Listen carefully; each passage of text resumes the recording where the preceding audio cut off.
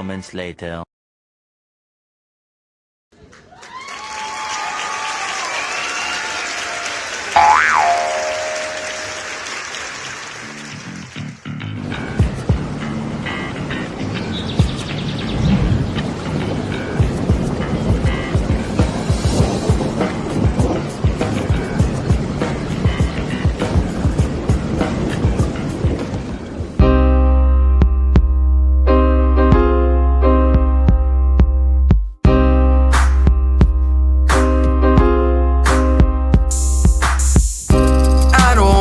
Being out in the cold, and I don't mind not knowing where to go, but I mind watching faces in pain, seeing them cold and hungry left in the rain. I don't mind being out in the cold, and I don't mind not knowing where to go.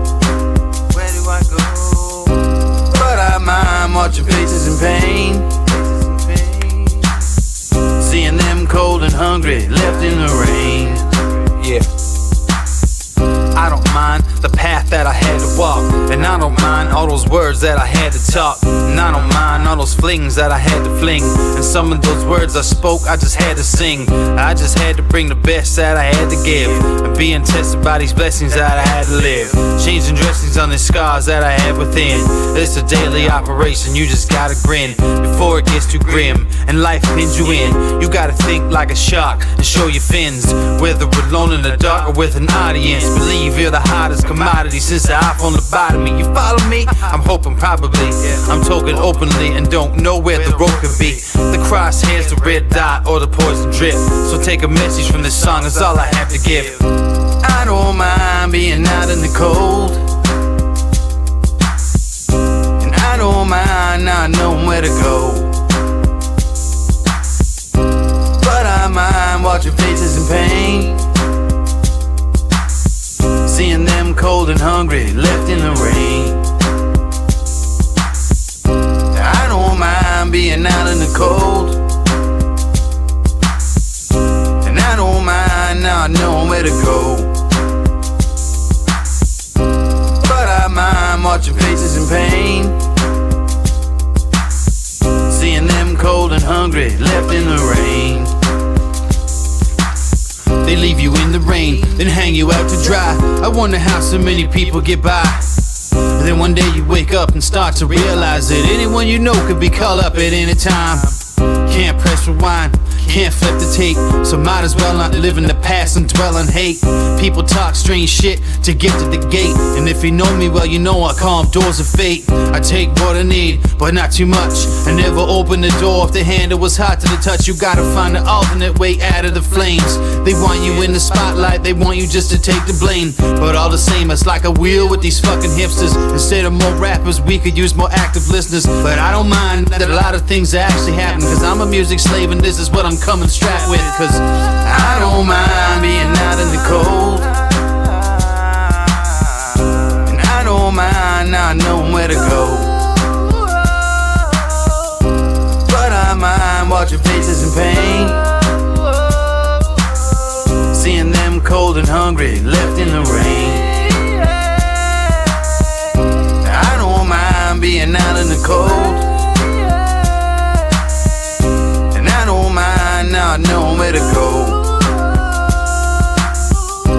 but I mind watching faces in pain, seeing them cold and hungry left in the rain.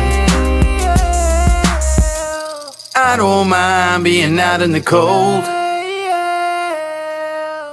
and I don't mind not knowing where to go,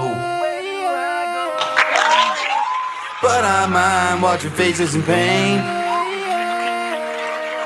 seeing them cold and hungry left in the rain.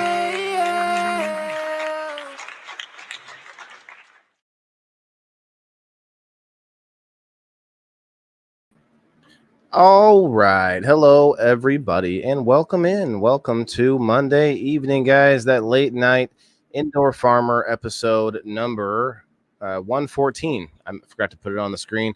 Episode number 114, guys. It's Monday, December 11th, and the Indoor Farmer show that is kind of a part blog, part podcast, part late night entertainment show to give us a little perspective and push those the some of the topics out there that every person might actually be affected by, things like food and sustainability and ways to sort of take care of ourselves, right? All those sort of things as I learned myself, and I brought my friend Siir SteveO along with us on the ride. Now it's been over a year, I think. We'll have to go back and look at what episode that was, but I'm gonna say it's been at least 80, I don't know, 70 to 80 episodes ago. Probably. Somewhere in there. We'll have to find out. Actually, do you know what number it was? No, I don't actually. Nope. That's a good thought. I'll have to look into that. Guys, if you could please, if you haven't yet already, please hit the like button and share us with your friends. If you have Rumble, if you're out there on the Rumble, I really, really hope that you can come over and spend some time with Eric P. and SteveO and myself. We're all in the Rumble chat over here. Come on down to Rumble Town, guys. I see you all over on the Facebook. I appreciate that. Definitely coming in hot with the comments tonight, guys. 13 people in the house already. We've got a few good topics actually tonight. One of the topics that I kind of told you about, SteveO. Actually, I need to shut something off here. Something's kind of near and dear to my heart. I have been on this myself, and I want to get the doctor's name real fast before I get too far. But well, how are you doing? How are you doing? Let's hear how it's going for SteveO this Monday evening. Doing pretty good. Been busy lately. Trying to get lots of stuff done. Started a new show on Thursday, and that went well. And just getting these Grow fan boxes and prizes out to everybody from these shows and stuff. Hopefully everyone's having a Merry Christmas, and make sure you spend that time with family as much as you can during these holidays. So yeah, SteveO's has a new show. Episode 1 was Thursday, guys, on the Homestead Grow Fam Homestead, but also on Siir SteveO's page. So if you're not following over there, go do that and go check it out. I mean, the Turpy Thursdays, it's got a pretty good zing to it already. It's almost like Buffalo Wild Wings with all the sauces. Eventually it'll be Siir SteveO and all of the sauces at some point. Yeah, let's give it up for Siir SteveO here. Just remember, there are over 400 terpenes in cannabis, so we'll never run out of one to talk about. That's for sure. And then there's combinations, But Derek, what's up? We got Derek from Australia coming in hot, literally coming in hot over there. Whoops. Yep. Like smoking hot. So. Okay, yeah, that was fun, and then we did have a good game night last night, guys. I think I pretty much took care of everyone. If you're out there and you feel like you're unsure if you won something, let me know. But we got in and out about an hour and a half. I got through there quickly because I was as you guys know, I'm having some car issues, so I borrowed the car from Cage's mom. Thank you again to her to let us borrow it. And so then I got through game night pretty quick, but got out to the airport, got her home, so that was good. And then today, guys, I got new gutters on my house. It might not seem like something. It might seem something trivial. Might seem like something that's like strange or not even that interesting. Yeah. But if you get into the science of the gutters and what it's doing for your house, yeah, it is insane what's happening there. It's insane. The amount of debris and water that your gutters have to handle on a yearly basis, depending on where you're at, right? And I went with the company Leaf Guard. I saw them out at the farm expo that I showed off on last Tuesday's review show. And I signed up to possibly win some money towards it, and then I started talking. I kind of used it. I was like, hey, maybe we can work a deal. There's 13 people that watch me on Facebook. Let's go. And then they didn't quite bite at that. But I tell you what, I got a hell of a deal. We're not going to go over the details. Chuck, we got Chuck on the Rumble. I see you, bro. I see you. Hey. Don't leave, guys. Come on, so stay over on the Rumble. That's where all your efforts are repaid in tenfold. You don't have to comment. You don't have to share and tag a million of your friends and your grandma's friends and all that over on Rumble. You just have to do a few comments. What's up, Sarah? What's up, Toxic? We've got Michelle Paris. It was an awesome night. Yeah, we had Michelle Paris was one of the teams. One of the football teams. I thought it was pretty. Actually, it was a fun game. We're going to revisit that one again once I fix a few things. But yeah, it was so super fast too. That was what I really liked about it. What's up, Alan? We got Alan in the house.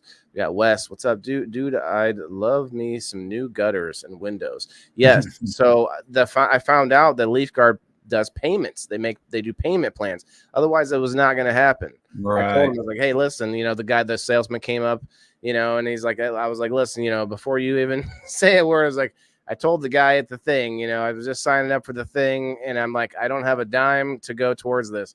Like, well, all right. So we, they said he comes in. And I was like, well, I'm gonna let you. It's like an hour and a half, like spiel that he goes over with you. Oh, okay. Yeah, I mean, for a lot of it, he goes outside on his own to like do measurements and stuff like that. But it was insane what he was telling me. But the guy talks. If you think I talk fast, I don't really. But this guy is like the fastest talking salesperson I've ever met. Like, just insane. I couldn't even give you an example. It was just crazy. And I was like, have you ever been? I sarcastically asked him if he'd ever been told that he speaks really quickly, and it's like, I've been told that a couple times. Okay, all right, guy. Like, whoa, like it was fast. Yeah. Now I'm not going to say he sold me because of that, but what he did sell me on is he pulled out pieces of the other styles out there, and I've seen some of these with like the screen over the top, or like that like sort of metal like screen. There's different screens, right? Mm-hmm. But this is a whole different one, man. It's like they literally they print, they use like a 3D printer, basically printing aluminum that's all one piece. So let me try to explain here. So you've got the gutter. I'll use my hand. You got the gutter, right? And then it goes back up, and then it continues on as one piece as a flap over. So like the whole thing is one big, like, it's hard to describe, but anyway, they've actually done a really good job at doing a better job than all these other people out there. All the other ones use your existing like flimsy ass pieces of aluminum that's up there, and they just like throw something on top of it and stuff. And it's pretty funny the way after he describes it all. And I know a little bit enough to be able to know that he's bullshitting me or not. Like to be like, okay, that makes sense what he's saying right there, and that makes sense. And for what we saw on my house, some of the gutters, you got to pay attention to the back side where it's touching your house. If water's going back that way and then down, you got some problems. It's going to be bad. Yeah. So definitely something to check out. And the guys, like I said, they do payment plans. So that was really cool. And it ended up being a lot cheaper than I thought. I'm talking thousands of dollars cheaper. Yeah. I lucked out basically. So I don't want to get into details, but Brenda, what's up? What's up, Elisa May? Agree. Can I have some, please? Some what? Gutter? Yeah, I got the extra gutters. Well, that's really important. Go ahead.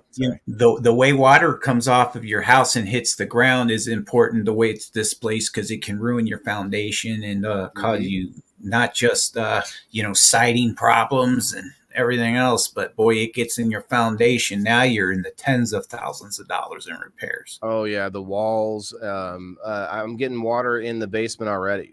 So I definitely have to do some mitigation. And that was one of those things. I'm like, look, I got it down to about $100 a month.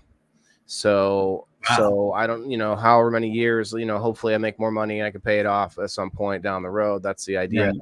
But it's a side note. Actually, I didn't even mean to bring that up, but I just thought, man, that's a big thing. It's my first house.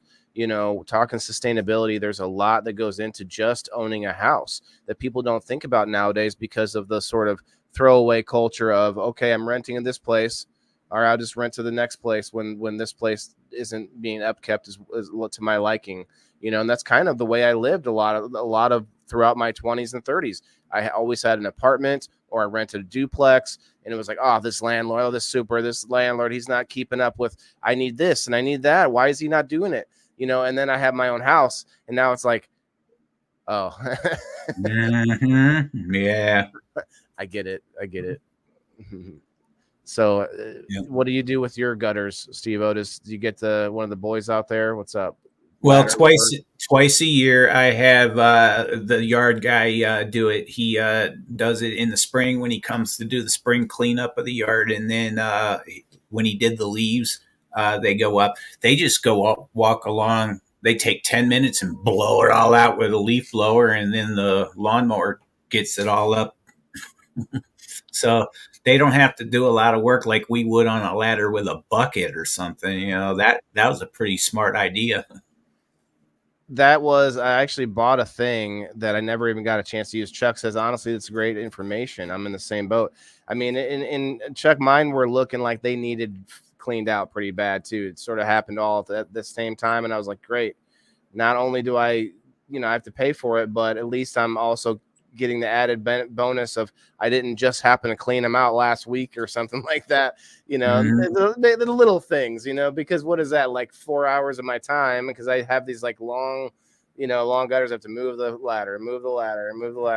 It's but back to what I bought this like long pole thing with a hook, and you hook your hose, your regular water hose up to it, and then you just hang it up into the gutter, and you rinse it out that way. But that can clean them out, but that's not fixing all the problems that these are fixing. So it's I don't know. I'm happy with it. Took two guys, 2 or 3 hours to put it all up. And what's up, Poondogger? Haven't seen Hey, you, man. bro. How are you, man? Good evening. Lisa May, Joe Kelly, come on over to Rumble. The water's fine. We got Chuck over here, and Eric. Eric was over here. What's up, Eric?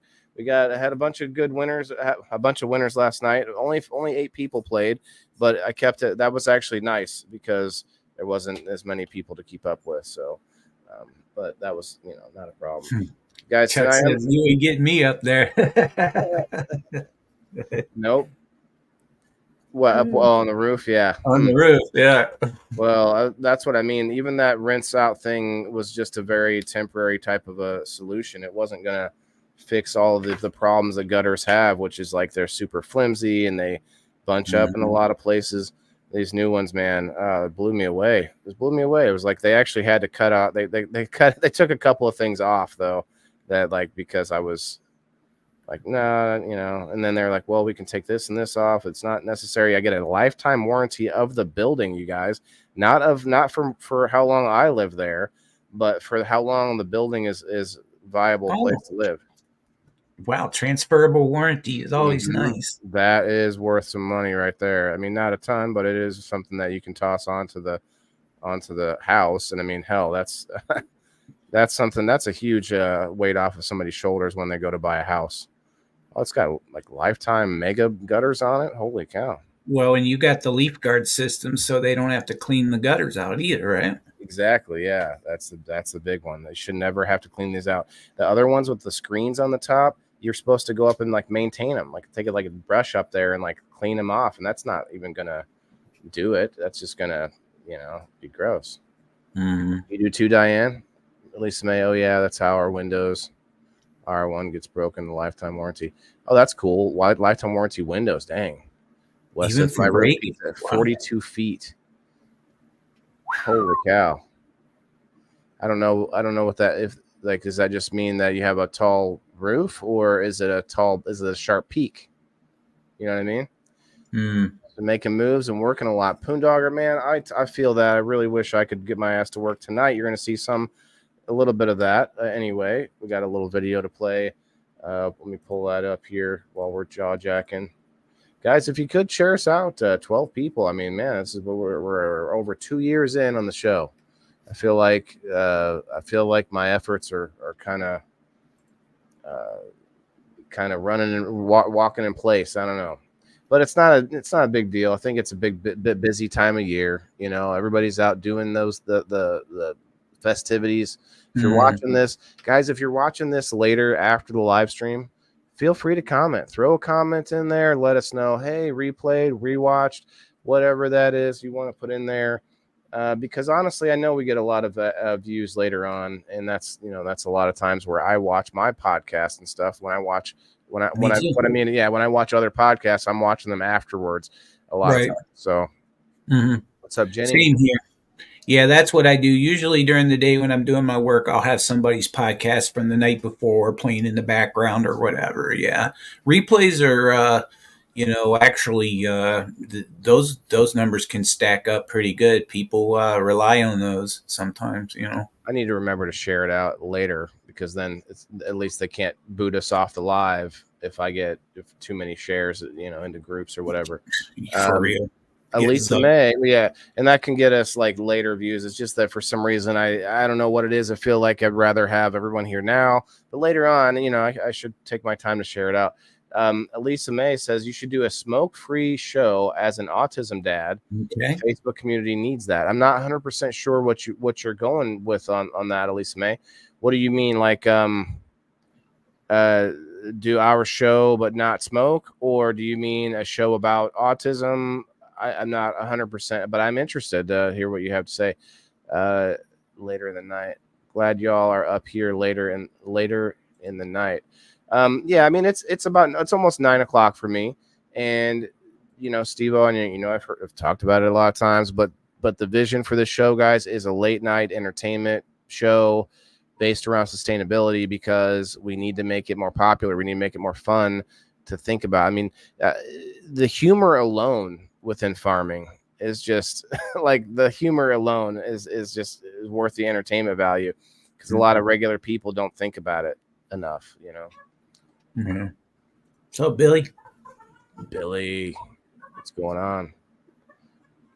All right, maybe I'm going to go ahead and share it out a little bit myself. I did do some tagging. I did invite several hundred people, but all of that work and it just doesn't go anywhere when you're talking about the effort. Over on Rumble though, if you guys, I mean, if a few more of you want to come over, man, I can't speak tonight.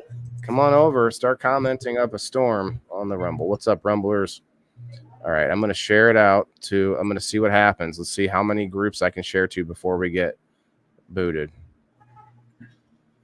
Honestly, I might, if we get booted, like, all right, we'll be on Rumble only. There you go. Yeah, I shared to I think it's over 20 groups, but yeah, it's the people sharing that they seem to hit you for, or the tagging, right? I don't know. For me, it was always sharing the groups. Sharing the groups, okay. Oh yeah. At least it says there are a lot of dads out there that are autistic parents and they don't have a support group. That's a good point. Okay. So we could, I mean, it's a thought for sure. I don't know what I would do necessarily. I do try to have my, every now and then when I was doing those lives where my son and I would work on his sensory room, Yeah. Oh, I didn't mean to say, well, I guess we've got plenty of folks in here. This show is brought to you still by the Your CBD store SunMed products, guys. And I want to point out there that Matt is actually doing a lot of work on the back end to try to make things a little bit easier for people with different some of the different issues that people have had, the difficulty in getting to his store and where he's at and things. And so what has happened is that they've created a Facebook page for him. It's called Get SunMed Quincy, Illinois. Get SunMed Quincy, Illinois. So we're going to be pushing that page for him a bit because now he's got something that he can use to sort of network with, rather than just sending everyone to his DMs. And he doesn't really, it's not great. He's not great with the DMs. He doesn't do Facebook as much as a lot of us. So for him, this page actually has ways to buy things. It has deals on it. It has stuff like that right then and there. Awesome. So it makes some more sense there. Okay, let's see Russian roulette here. Let's let's share out to a couple groups. One, okay. Shared out to Grow Fam. All right, let's try that. Let's share out to thanks for watching Cannabis Corner with Jay Frost. Yeah, Another yeah. one. I'm in that one. This shouldn't be a problem, right? Let's see. I wonder if Misfit Island. I wonder if I can get a share off into there. Let's try that. You know, I used to just go down the list and hit share, right? But can't do that anymore. High Harbor. It's always 420 at High Harbor. It has a group, and they actually said they gave me permission. They wanted me to share in their group. So Oh, that's one that I always see, and I think, well, I better ask him first. But you already have permission, so that's good. yeah, and so like I'm trying to go to all the ones that I know I have permission. Yeah, that's what I do. I mean, there's a lot of these that are public groups that, you know, they don't have any anything that's stopping it. But here's one: share your podcast. I mean, I hope that's not the one that's getting me. That's the name of the group: share your podcast. There are a lot of parents from One Plant Facebook page. Autism children. You know, I'll be honest, guys. There are some groups on Facebook for parents that have children with autism, and some of them can get pretty gross, like pretty bad. Like they start to berate each other about terminology they use and things like that. You can't say autistic. It's child with autism, and it's like there's all these different things that they will just jump each other. It gets kind of nasty in there, and I've seen it firsthand. I'm not doing that. It's not me. So Mama Rochi's in the house too. Mama Rochi in the house. What's up, Mama Rochi? Joe says he's in an autism dads group. Okay, just for dads. Interesting.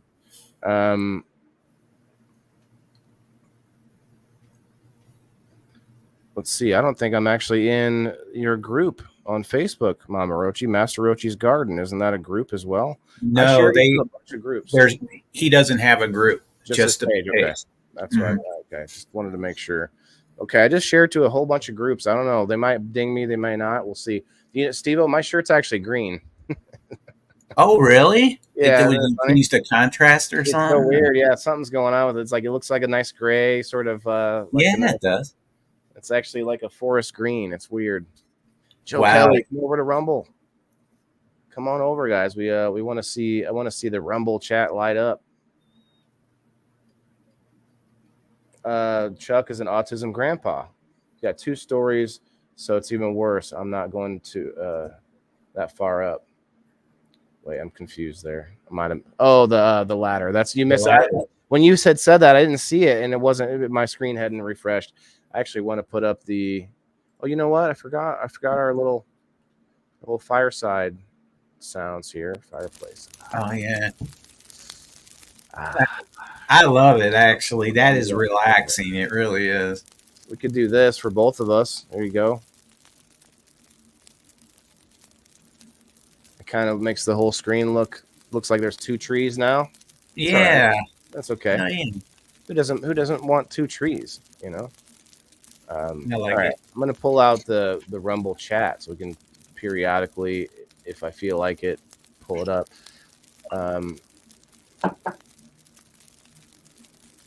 All right. We got a little video to play. Actually, it's a good 20 minutes, so I'll pull that out quickly. Oh, yeah.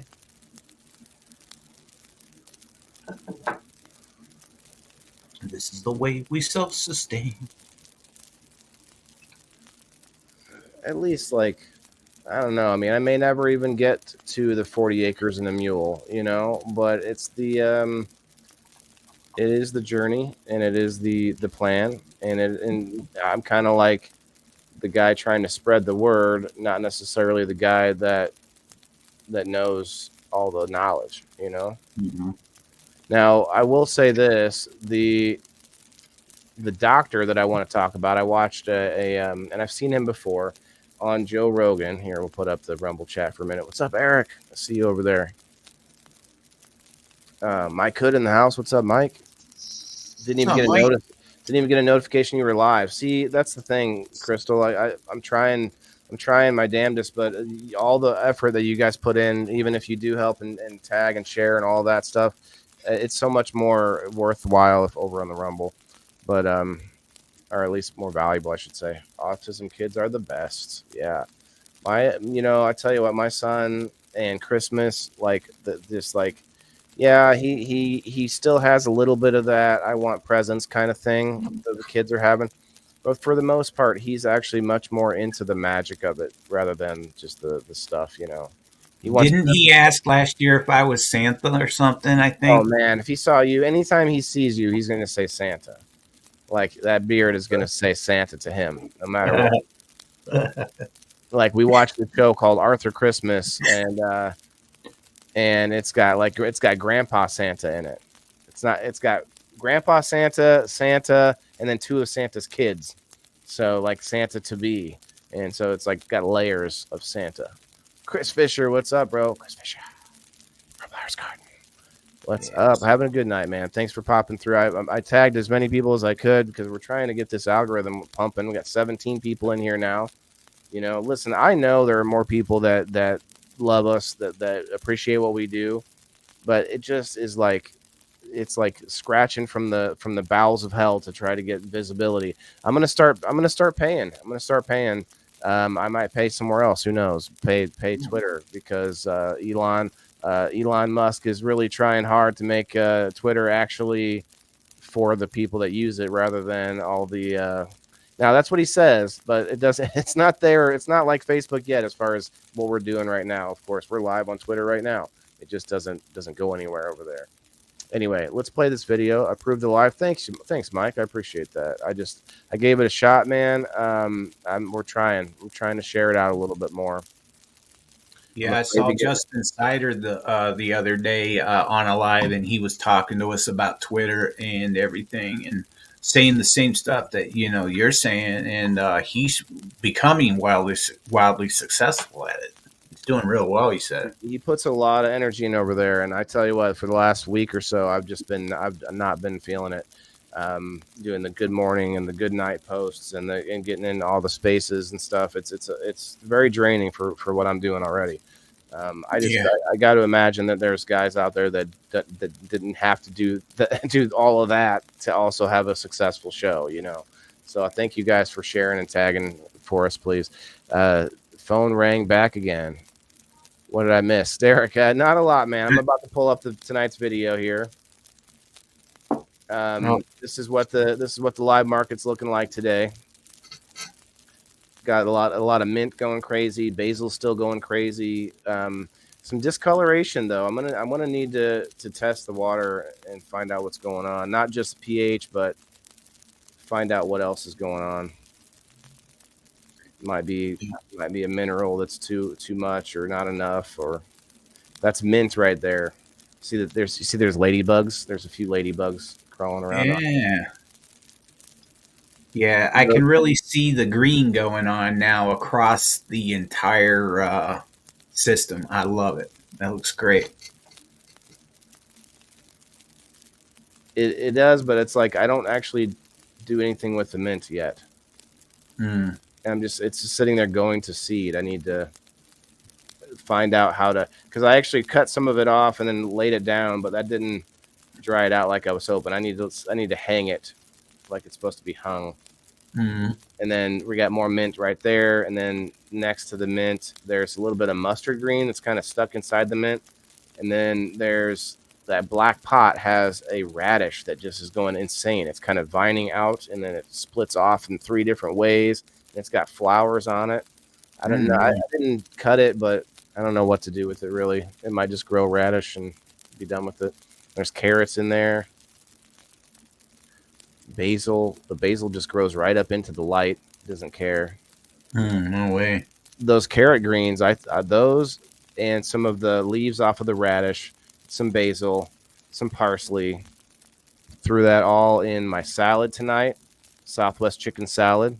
So this is what I'm saying by but we can all do a little bit more to be sustainable. I cannot make a salad out of what I see there, right? I mean, I wouldn't want to eat just a straight basil salad. But what I did do is I bought a salad from the store, which has lettuce, which is like nothing in it, right? It's like water. Like there's nothing in the lettuce at the store. So I added that stuff in there. I chopped it all up together and, made that salad a little bit more beefy, a little bit more healthy, Mm-hmm. Yeah, I meant to say thank you to Mike again. He went back to work, but he accepted our stream in the island. Awesome. Digging the background. Thanks, Chris. I didn't see that. Sorry, guys. I'm deep in thoughts tonight. Oh yeah, I do want to get back to that. We're gonna, after the certified segment, we're gonna get into this doctor that is. Look at that. Look at that ladybugs. This doctor, I'm going to tell you his name right now, Dr. Sean Baker. Dr. Sean Baker. He is. Let me read that. Why am I not seeing his full last name? It's like showing me. Yeah, there's an R there. It's like a faint R. I don't see it. Sean Baker. It's an interesting case for sure. I can't wait to talk about that on the carnivore diet. We'll do that later. Yeah, I got a few ladybugs still going on. Not a. Like some of them might die off, but some of them are getting busy too, though. SteveO, I don't know. I don't know how to like deal with, ladybug larvae or whatever, but we'll see what happens. Yeah, I don't know much about them. I know that they're very good for your getting bugs out of your garden, though. I like them, man. I just love watching them just cruise around. They're like little drones running around looking for bad guys. Like it's crazy. Oh. It reminds me of video games. Diane says the carrots will seed as well. Well, I cut all the greens off of the carrots. Orpheus, what's up? Orpheus always tags Trent in here. Trent's not coming, Orpheus. I'm dyeing my plants right now. Also, you're dyeing? Oh, you're drying. My bad. I misread. Drying the plants. I didn't see that, but oh yeah, I did see Joe's homemade tumbler. Did you see that, SteveO? Yep, I sure did. He made that, I think, a couple weeks ago, and he just started trying it out this week. It looks really good. It's pretty cool, yeah. Oh, yeah. Anybody can make one of those at home, too. Elisa says, don't forget to always wash your hands before messing with your plants. Yeah, I mean, I actually did, but yeah, you're right. I should probably make sure I do that. Because before I played with the plants, I was playing with all the soil in the pots down in the basement. You're going to see some video on that. I got rid of everything, all the used soil from the basement. I feel good about it. I'm not gonna do that anymore. That's not going to be a thing. I'm not going to reuse soil, messing around with potatoes or anything. Doesn't matter what it is. Not reusing soil.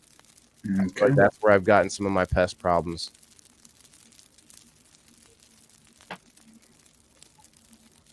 They tasting good too, says Chris. Look at this. We got 13 awesome people on the Rumble side, guys, just chilling. All the commenting you're doing on Facebook is just going to nowhere for us. But on Rumble, oh, it's such sweet music. Such sweet music over here. Look at all the potatoes, man. Look at them. They're starting to die off and stuff. Yeah. That's a good sign. That means they're, starting to pick their cycle up. Now, I actually have done this where I let them go for too long and new potatoes start growing more potatoes. And then it just starts popping up new shoots. And I'm like, oh, crap. I successfully gone in and picked the potato off, and the rest of the roots and everything stayed and kept growing. Oh, wow. So I can do it like that. So it's basically the same potato gets like it's like doubly used. I don't know how to put it. It's crazy. Now, was that an experiment, or did you know to do that it would work? Or no, it was an experiment. So when I did a harvest at one time, I saw that there was a nice green stalk still, and as I was digging down there, nice big fat potato that was making that, and so I just peeled it off of the, away from the rest of the root system, and boom, it just kept, the roots were still healthy enough to get going, but. I don't know that would be, it's not that efficient. It's not like it's going to be something I could do on a regular basis. I want to get better at just like knowing when to harvest. Indoors, man, they can just keep going. They're still getting the same light. Nothing's changed, you know.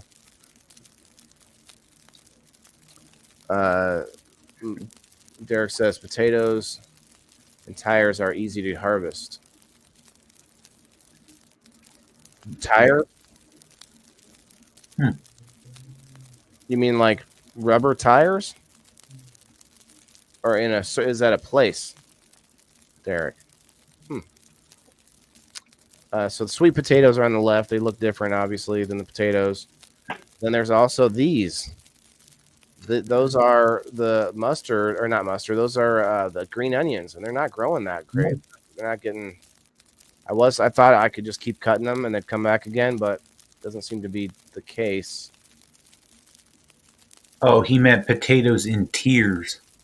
Oh, I see. Harvest. Okay.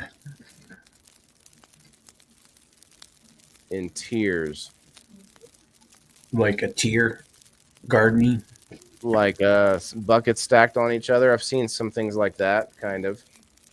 They also make like cloth bags or cloth grow bags that have a window on the side, and then you can just open it up and pull the potatoes out from underneath. And that'd be awesome.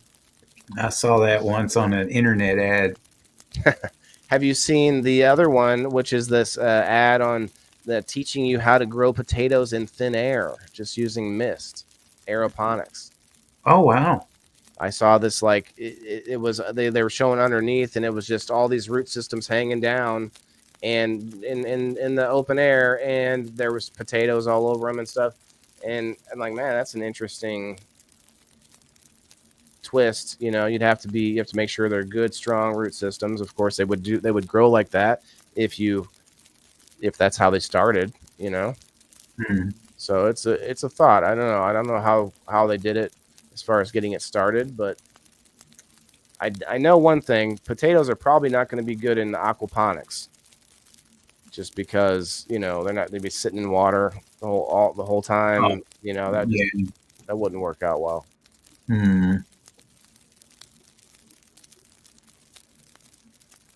Rust from the steel belts, Diane. I think. Oh, hold on, I gotta go back. I think you would just use something that doesn't have metal, I guess. Billy says the ground will crack where a potato is at. Each in the crack and get in. Reach in the crack and get in. That's good. So like that just kind of gives you an idea where the potato's at. I guess so. That's all I'm thinking. Look at this. I didn't get a good enough picture, but you see all those roots? Yeah. They're growing down through the tube, through the grow bed that's up above this. So there's this root system that's growing all the way down. I think it's basil or the mint, maybe. The mint is right there too. But wow. Holy smokes. Crazy. Yeah. It goes all the way down, it wraps around, and then goes up on the other side of those.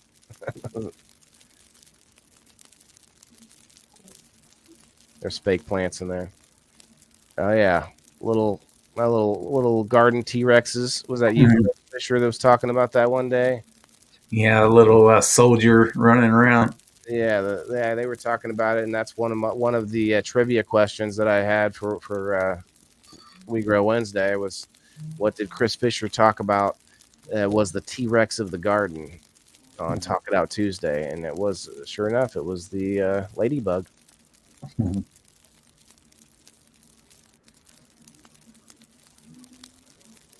Onions are only harvest once. Okay, Billy. Yeah, they were growing back. I bought them from the store, and they started sprouting, and I was just cutting the onion. It was the green onions, just using the onion greens to grow in salads and stuff like that. I'm very limited on space here, as you can tell. I'm trying to figure out where to move things around and what I can do with what I have. So I actually plan on getting all these plants out of here, of course, now that I got all the soil out of the other side of the basement. This is really difficult, getting water out of the fish tank with all the fish trying to swim into my bucket. In fact, I just thought of a good way to do it as we speak. I'm going to just scoop up the water, and then I'll use my little net to get the fish out of my little bucket every time. Oh yeah, that's probably easier. Yeah. Because I'm sitting there trying to like catch Yeah. only water and not fish, and the fish are getting in, and it's starting to get old. Yeah. I thought later, if I make a new system at some point, I want a second valve coming off of the hose that I can just open up and boom, get water right out. You know what I mean? Like add a valve into the hose. Shouldn't be not that bad. Yeah, these plants are definitely being crowded. As you can see, that one that's right by my shoulder there is like not enjoying its space a lot. Rubbing shoulders. Yeah, they don't like it. So I think I'm gonna take whatever the worst one is, flip it by itself in the other room, and then I think I might flip them one at a time. Yeah. That might take a while, but I might get more like TLC out of each one rather than shoving 4 of them over there and flowering them all, Right. I'm not used to it yet because I don't want to just chop stuff off. But at the same time, if they're all next to each other, you'd have to kind of grow them a certain way. Like the middles would all have to be sort of cleaned away. Not the middle of the plant, but the middle of all 4 plants. You know what I mean? Yep. You have to like cut a bunch away from each of the 4 plants to leave some space. I don't know. Put a net on it first, Derek. Yeah, I like the scrog net, but I also really hate the scrog net. I think I want to just grow in the open again, like I did with my last 2 plants. I didn't have them scrogged. I did end up training them a little bit. Not a terrible amount. SteveO, what do you like? The training or the scrog better? Training. Yeah. I like the scrog, but man, you got to be like prepared for that. Yeah, definitely. I like to train. I haven't had a lot of success with scrogging. I felt like I just I didn't need it. I just felt like I could just train it all the way I wanted it to go and move them around, and it was easier for me. Plus, with watering, I like to take each plant out, pick it up, and feel how heavy it is and stuff for watering. And with a scrog net, you're getting down there to water. You almost need a sprayer or something. Yeah, you're not doing that anymore at some point. Yeah, you can't get in there. That's what I don't like about it. I like to have each plant movable or mobile, I should say. It would be ideal to have little rollers on the bottom of each like drip bucket. Yeah, that'd be cool, man. Like you could just like push your plant around, spin it around. You wouldn't have to slide it or scoot it, because when you slide it and scoot it all that time, eventually you're wearing a hole in the plastics and stuff. Diane says, "Do you have one of those long sections of hose or hoses for cleaning the bottom of fish tanks and gravel? You get water out with the." Oh yeah. Yeah, I see. That's a good call, Diane. I don't have one of those. But either way, I think in the future a nice little valve would work well. Look at that. We got the same amount of people on Rumble as we do on Facebook. Tell me there's no no differences on like the efforts you put in on different sites, Right. That's why on Twitter, man, like you got to be like you got to be nonstop. You got to understand what they boost and what they don't boost, and what like all these little things. There we go. Make some room. I had to get some room over there to the potatoes. They weren't getting a lot of light. Like to see that fan better. Derek, everyone loves the fan. Everybody loves the fan. It's just a fan that has a handle on the top. So some of these box fans you can't use because they don't have a handle that goes over the top.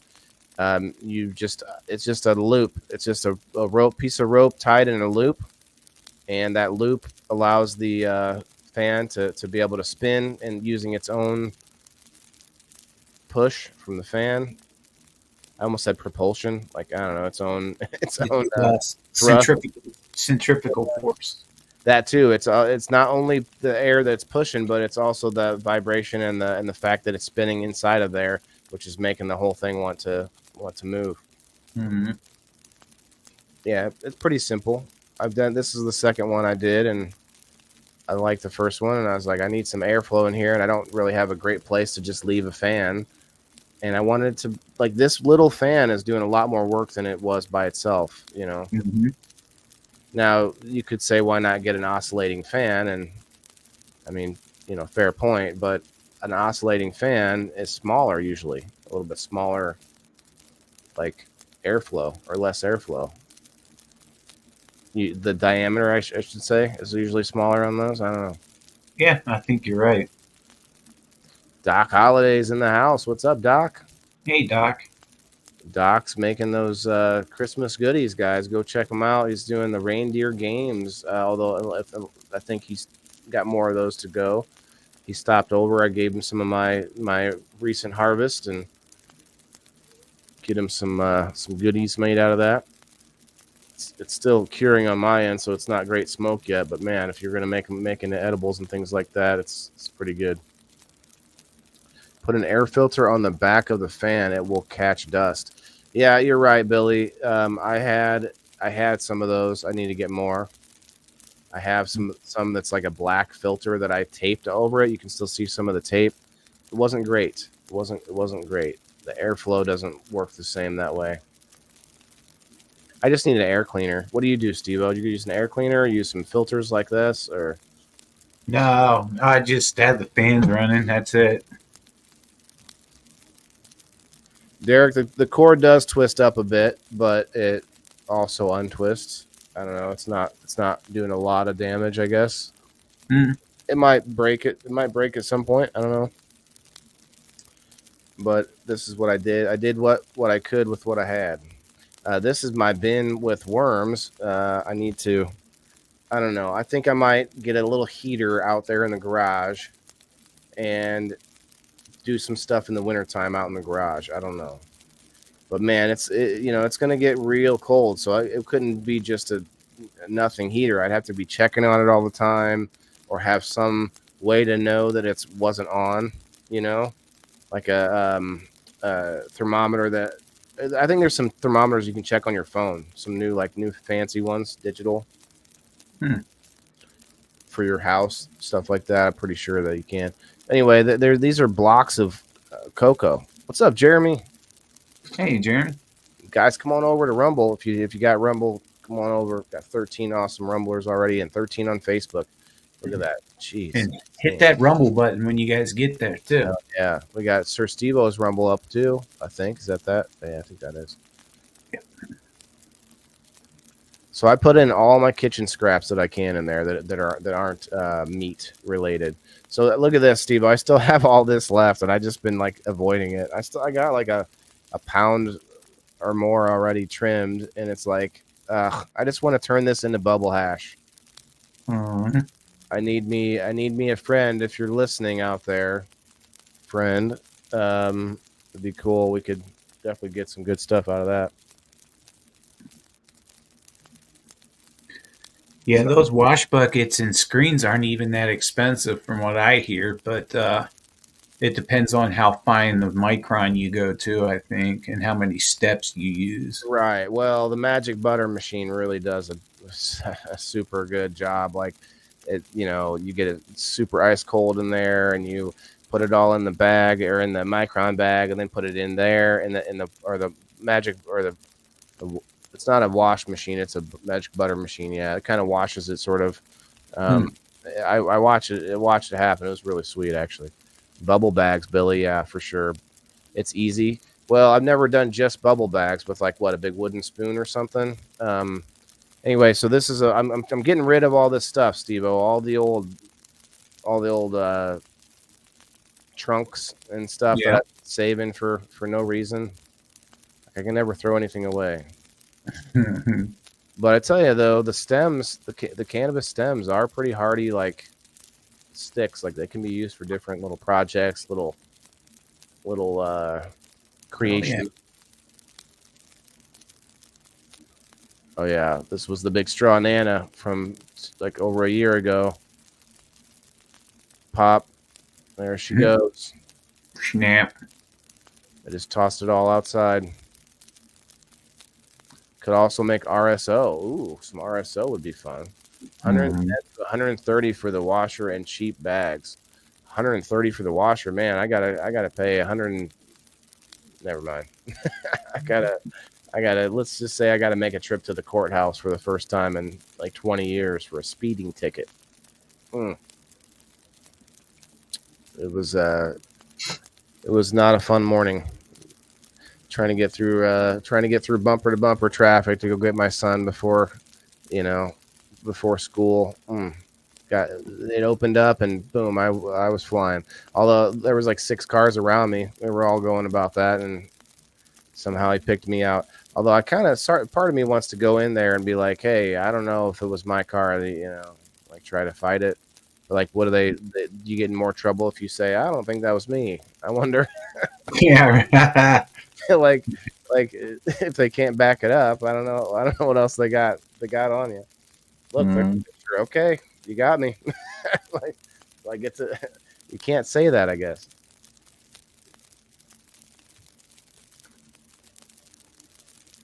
All right, Yeah. This area though, back to the show, I guess. But this area, all that dust in the air that you see is from all this dry used soil that I'm playing around with. It's just blowing around. I'm breathing that in. So I'm going to start getting this out. I think part of it is laziness because when the plant's done and I stripped them down, I'm, doing the harvest. It's like, now I got this, bucket of soil sitting here. And like, I got to just get it outside. Go dump it in the gully or whatever. Yeah. You got all your shelves up though, right? Those Is that 3, all of them? there's 3 of them, yeah, and that's enough to get some things started for sure. At least some microgreens. Got to clean this area up again, and then I'm going to move one of these, 1 or 2, maybe 2 at a time with the 180 back kicks. Tarantula genetics.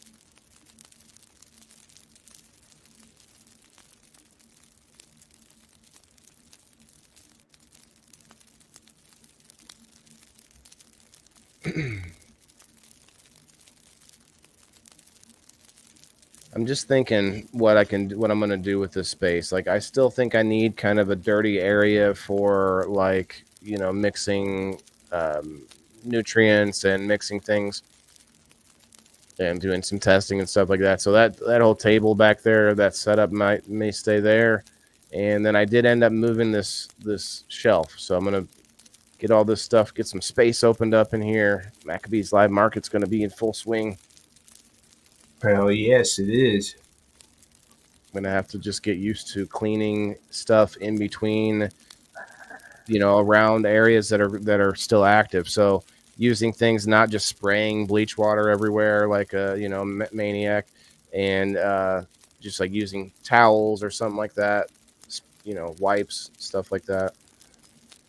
20 people over on the Rumble, guys, and no one's over there commenting. Come on over, Facebookers. Joe Kelly, come on over, man. Come on over. Start commenting on the Rumble. Rumblers, we're going to pull up the Rumble chat here in a little bit. We've got about 10 more minutes of this video. Actually, I'll just skip a little bit ahead here.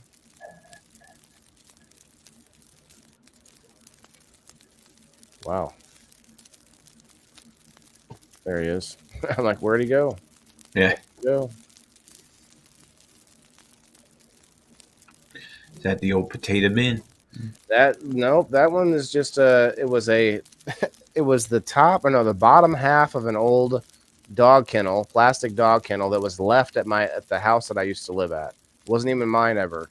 It was just left there, and I took the bottom, I took it apart, and I was like, hey, this could be like a little trough, and I was just using it to put in used soil and stuff, and all this stuff that I, in retrospect was not a good idea, messing around with soil like that. French toast is done, Blue. All right. Elisa May over here on the Rumble. All right. We got Eric. You can get haters that link to your phone. That link to your phone. Heaters. Oh, heaters. No, it says haters. Haters. I think he meant heaters. Wow, was my chat wasn't updating. I had to get out and get back in. Jeez, you guys have been commenting. I didn't even see. It was stuck. It was stuck on Eric's like thumbs up from like half an hour ago for me. I had to leave it back. I was like, man, come on! The number's going up and no one's even ever commenting. Let's do this. Fun. I'm gonna do a little bit of medicinal. Steve, I think you might know already. I've been doing the straw nana that I grew. Hell yes. It's been actually really, really good stuff. I'm very satisfied with it out there. If you're listening, thank you for helping me turn my my straw into gold. So what do you think of the setup? All I did was turn that one to, like the way it is now, and then yes, I'll have to step around there, but now I have sort of this whole like cubby where I can hit all three shelving units and kind of work on all three of them at once. And because I'm gonna have to water the microgreens, stuff like that. Mm-hmm. Bend your bloody legs when lifting, Derek. You're right. You're right, bro. Blue, I love French toast. It's good stuff. But yeah, these are not typical. They're not your normal microgreen racks that I see a lot of people get. They were on sale. I saw them. I think it was at Costco one day. I was like, oh man, this is a good idea. I'll just use these. So I'll be able to get quite a bit. I don't know if it's going to be like commercial size per se, but it's a good start. Michelle has a question. Where I use cardboard and aluminum foil to make my own grow tent, should I still wash stuff down or just replace the cardboard aluminum foil? Huh. That sounds that sounds difficult, Michelle. Using aluminum foil for your entire grow space? Over the years, as many times as I've heard that question, every grower I've ever heard answer it said never to use aluminum foil. Yeah, it's not the right kind of reflective. It's reflective, but it's not. It's like is it almost like concentrating too much? I wonder. I would have to look into it, Michelle, but I'm pretty sure it's not necessarily recommended. Bobbert comes in swinging. He said this looks like a jail cell. Well, that's a big pile of weed in the back there. I guess. I don't know. Depending on the jail cell, that could be a good thing. What's up, Bobbert? Hey, Bobbert. Bobby's World in the house. Oh wait, we got a new logo on this picture there. Baboso. I can't read the bottom. Very cool. Very cool. So, guys, that is the video. That's all my little update for today. We have our next segment. Let me go get to the video here. I'm not seeing a video anymore. Why isn't it in here? Oh no, it's there. It's the new video. It looks different. I forgot. Guys, make sure if you haven't yet, hit that like button. We got Lisa May says Team SteveO over here on the Rumble. Hell yeah, guys. Let's do it.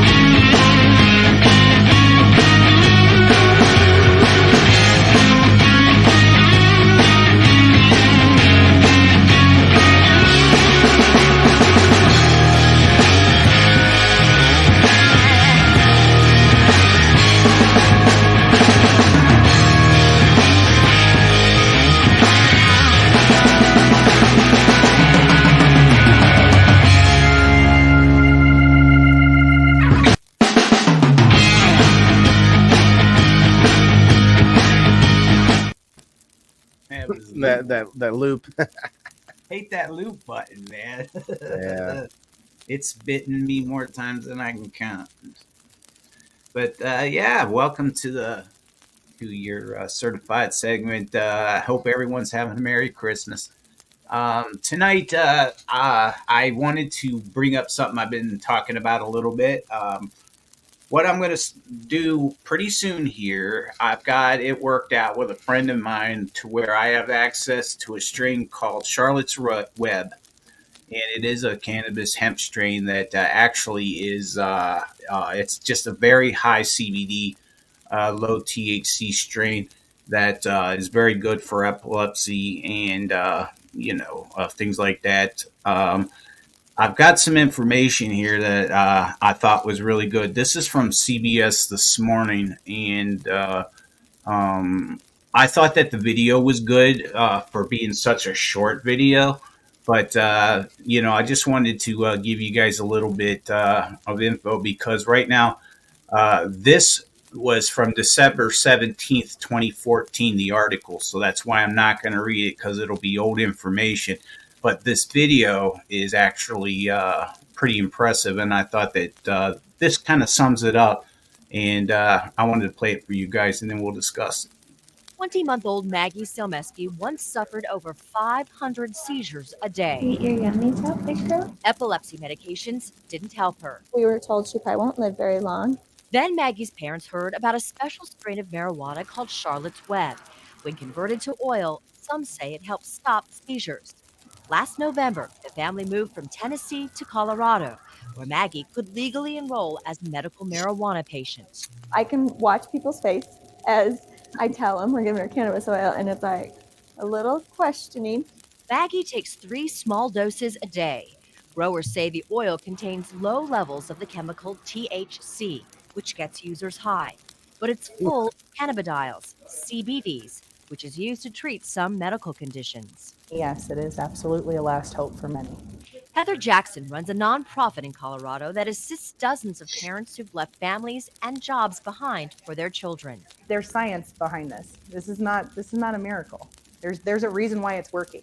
Toxicologist Andrew Monty says CBDs are promising, but there's also evidence marijuana can affect a child's cognitive and emotional development. I would caution patients and parents of patients with coming here for this because it is still not an accepted treatment. But the Selmeski say Maggie's seizures have drastically reduced. And she's smiling and giggling for the first time in months. Terry Okita for CBS News, Denver. Yeah, so that's what I'm saying. This is, cannabis is such an amazing medicine that, we don't realize what, these hemp strains can actually do, especially the high cannabidiol strains like that. I have one problem. What's that? She says, the chemical THC, which gets users high. Would she say that if there was a story about Vicodin, about fentanyl, about any pharmaceutical drug, period, she wouldn't say which gets users high? Like, no, sorry. She's using it because it's a buzzword that's connected to cannabis. But the term is synonymous with anything that gives you a psychoactive, mind altering state, right? So. And what about that douchebag doctor at the end? The guy that was like, "Oh well, their cognitive ability can be affected if they." Oh, what do you think happens with every seizure? What do you, it's like, give me a break. Every seizure, anyone is at risk of not coming out of it, and then what? All the damage that it does after the fact, all these electrical impulses and all this crazy, there's just so much more to it. I can't believe that he was that irresponsible to say something that stupid. The one thing he said was, and it's not an acceptable treatment yet. It's like. That was in 2014, though. That was that video. So we'll give him that. Well, okay. Now, she was laughing or giggling and smiling. It's like, okay. That's maybe one of the side effects. We'll definitely give you that. But yeah, so what are you going to do? How are you going to grow it? Anything specific? Any differences than what you would normally do? Well, if in fact I'll end up with the seed to start with, I'm going to do it hydroponically.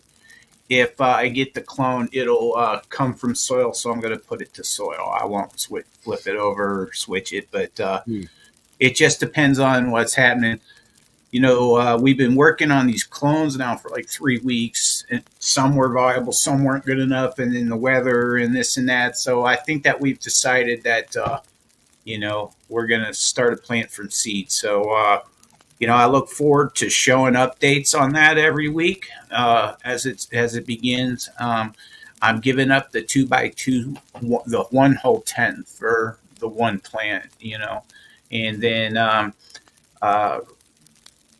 I still, I want to start another winter grow. I want to do it.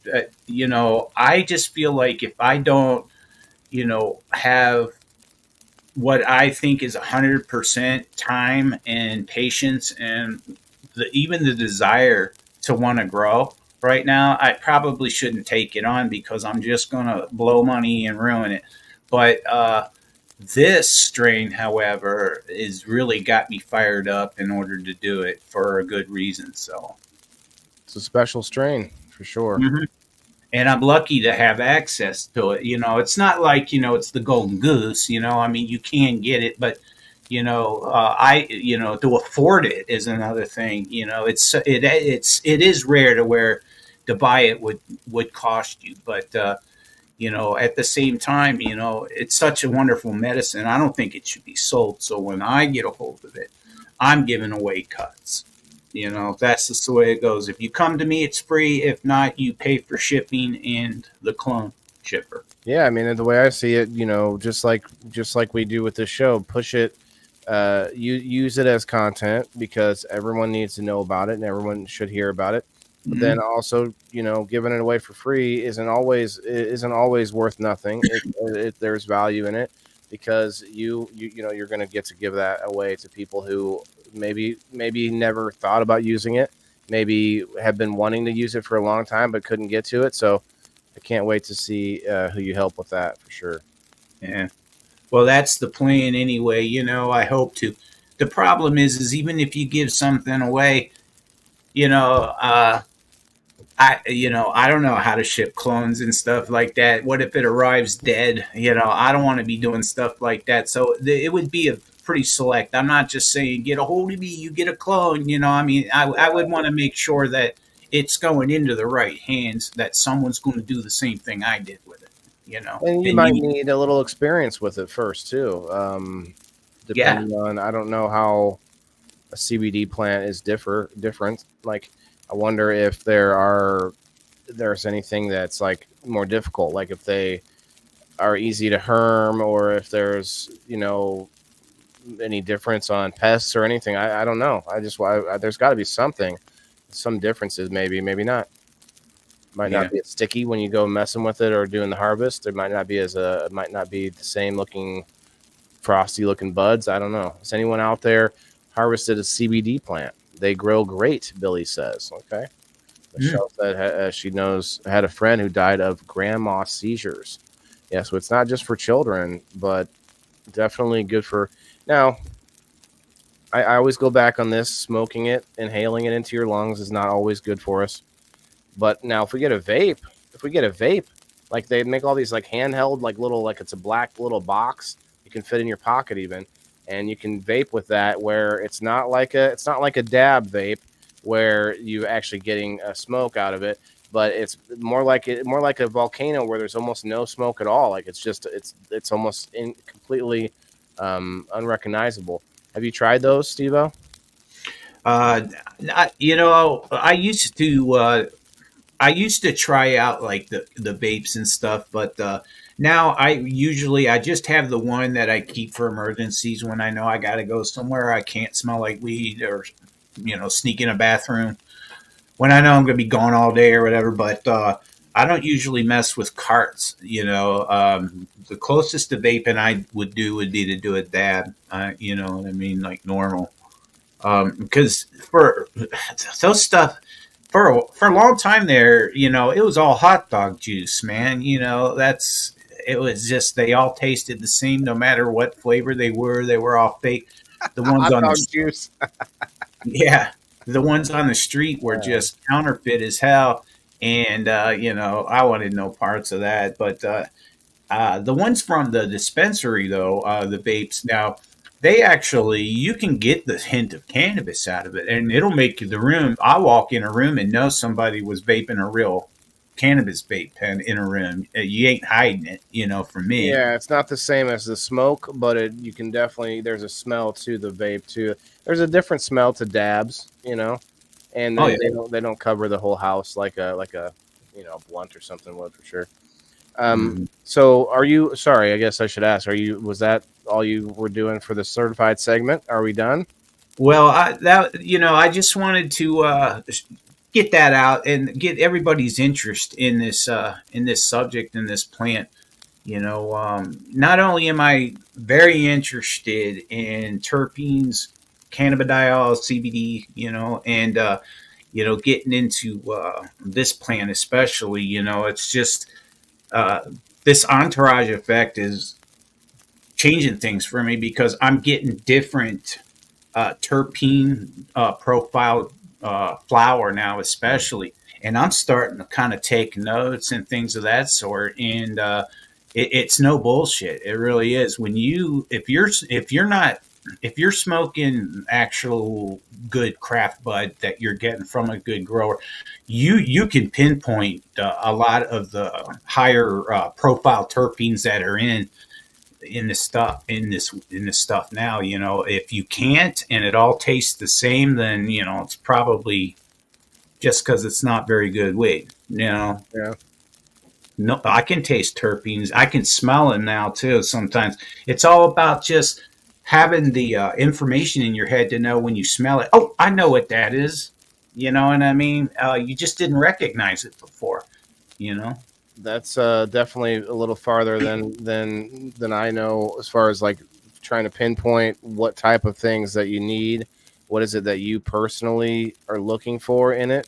Yeah. It's not just about what flavor you like. It's about what do those terpenes bring you, and what is it adding to your experience. Like for me, I'm just like whatever it's that or that it's good. Okay, let me try it. Like instead of thinking about a little bit deeper on it. So I do like that. And if you want to tease us, what's going on this week on Certified Terp Thursday? You got a certain one yet, or you gonna Yeah, actually, I'll let you guys know. Terpene of the week this week is going to be linalool. Some say linalool. I'm just so used to seeing lool because of the way it looks on paper, but that's going to be next. That's the lilac diesel lavender terpene that is so unique to find in a strain. It's not. It's in a lot, not a lot, but it's in usually indicas, and we're going to be focusing some more on that. And fun fact, also raw just came out with a terpene infused papers. Hmm.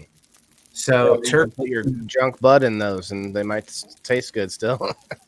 that's probably part of the point, But you can go to it's there's so much research being done on terpenes and the entourage effect that you can even go to a lot of dispensaries now and say which terpene product profile in these products, and they can even list those out for you now as well at a lot of dispensaries by profiles. So it is getting to be more and more interesting, and a lot of these growers and these seed guys are they're trying to marry these terpene profiles now together rather than other things that they were focusing on before. They've got that down, size, all that stuff. Now they're focusing on profiles, and I think that that's what's going to be exciting. Wheat's going to really start to taste much better. I hope so. I think a lot, like for me, the depending on how much I cared about the plant during the process, it comes out in the end. Like I can tell, like the stuff I grew outside, like the first year I did, it was just not working out well. The second year, I almost did nothing to the plants, and they did pretty good.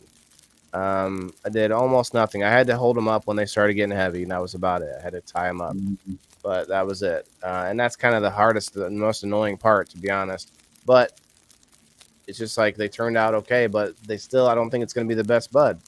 To your point, like the terps and everything, all of it isn't going to be that strongest because I wasn't giving it any nutrient regimen. I wasn't giving them anything extra. I mean, I think I did give them, I did spray them with Prime Superior for sure. Well, that was a big bonus. Yeah, I mean, for sure. But I mean, it's not going to give it a bigger bud or more healthy bud. It's just a more healthy plant in general.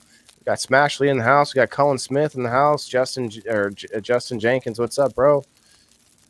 Hey, guys. Eric over here on the Rumble holding it down. If you want to be on the Rumble on screen, come on over and chat on the Rumble side. Genetics matter. Yeah, that too, Elisa May. Yeah. That's a fact. Like I'm jealous of that back kick that you're growing right now. I have some sugar show from tarantula. That's the only tarantulas I've got my hands on, and oh man, that's the one that I just keep going. Those are the ones I want to grow so bad. We could trade a cut. Oh, there's an idea. Trade a cut. Get a sugar show and a 180 back kick, or we could breed the two and 180 back kick of sugar, or I don't know what a sack in the mouth with a bag of sugar. I don't know what we would call it, but good night, Eric. Good night to you. Sorry, I saw you comment and didn't get back to it. So yeah, I mean that's a good update. I like that you're going to be hitting the one of the biggest strains that people look to for the medicinal side of things, for sure. Yeah. Funeral stuff this week. My pops. Oh man, Justin. Definitely, heart's going out to you, brother, for sure. Oh man. What's up, Denise? So I did want to. Actually, I'm still going to do a pH check. Actually, I'll do that after this, but. I wanted to bring up this doctor, guys. It was on the Joe Rogan program, Joe Rogan Experience, you might call it. Dr. Sean Baker, and he is, and I'll read about him a little bit here. Hi, Val. He's a physician, an athlete, an author of The Carnivore Diet, and host of the Dr. Sean Baker podcast, co-founder of the online medical clinic. I could keep going. Hi, Val. So the reason I'm bringing this up is because he made me. It made me think about something new when it comes to the carnivore diet. I've done the carnivore diet. I've talked about it a little bit. I did it for about 3 weeks, I think, or 2 weeks, 2 or 3 weeks. If you don't know what that means, guys, it means that you're eating entirely. Your diet is entirely based off of water and animal products and water. No sugar, no plants at all. And it's really interesting, to say the least. But this guy has been doing it for 6 or 7 years now. Only plant-based diet, period. And so and he's not the only person I know of that does this.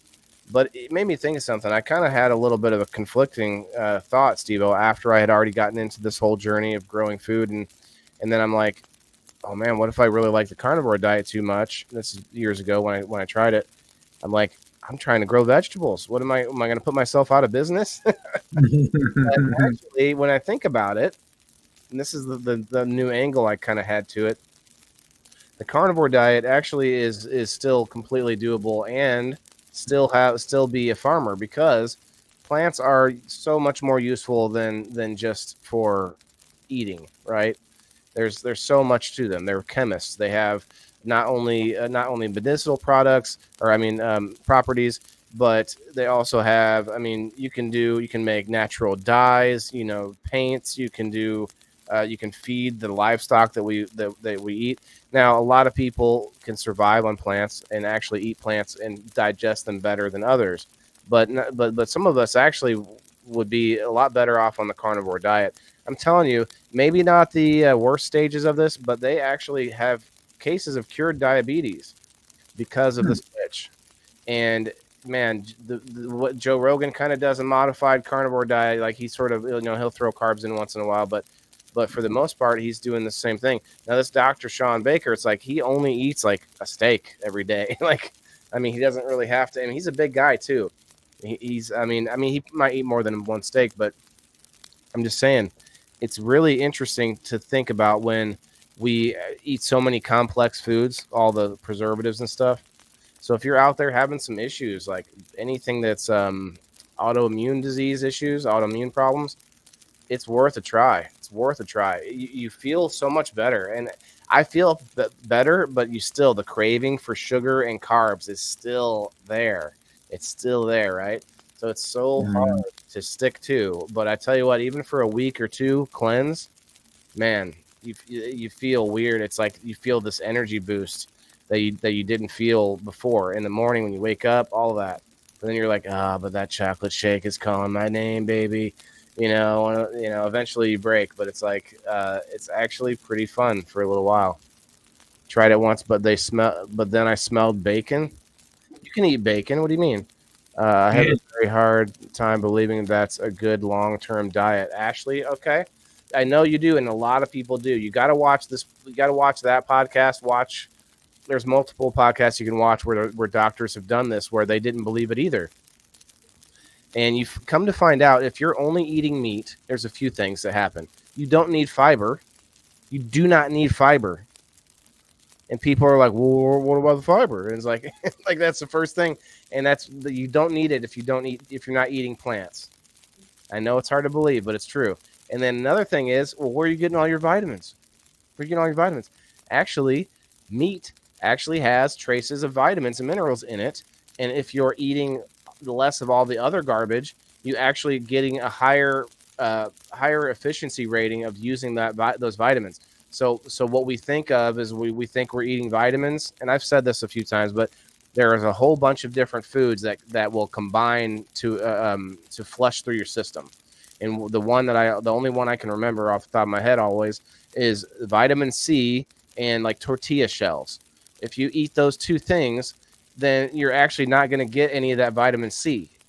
They bond together, and then boom, it's flushing right out of your system. You're not getting it. So you might not believe it from me, but go do your research. Of course, meat is not good for you. Now, she may have a point about the second part. About the meat we are provided, or maybe shit. That's a now, different point. Joe Rogan goes out and kills his own elk and eats it. So they talk about that too. They talked about that on the same episode.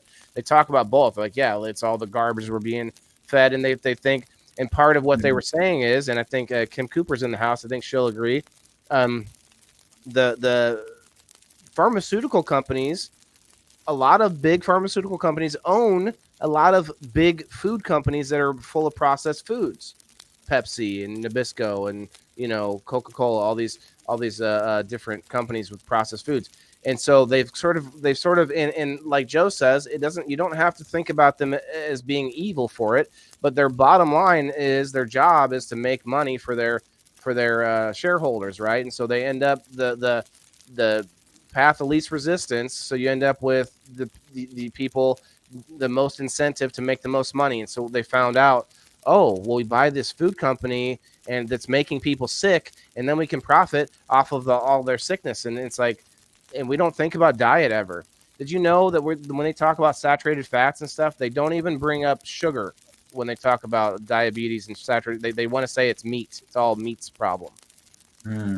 See, I think that it could very well be good for you to eat that way. Absolutely. Because I think what it is, even vegetarians that go on an all vegetable diet, I think that it's good for them because what it is both diets eliminate the garbage that we're not supposed to be consuming, like you said, like the sugar, and you don't need fiber if you don't eat a bunch of plants. It's all about those things intermingling together. For me, if I had a perfect diet, I would have meat, vegetables, and fruit on my plate. I can go without the potatoes if I have to, but those would be cravings, like you said, bro. I mean, for sure. I think that you know just changing my meat from this supermarket meat that we buy, because we buy the cheapest fucking meat you can buy, bro, and we tenderize the shit out of it just so you can chew it. And I know it can't be good for us. Now, if I met up my local farmer, which I've got farmers all over the place, I bet you I could probably spend less money actually getting food that would be good for me. Don't you think? What do you think? Yes and no. The problem is I don't have the money to buy like a second deep freezer. And I don't That have a too. freezer that's big enough to hold it. Although if I say take out all the garbage in my freezer, but then again, you can't buy a half a cow and expect to fit it in your regular freezer. Now I see Good a lot of good points here in the comments. Thank you guys for all the feedback. I want to get back to Smashley though. She said about the energy levels.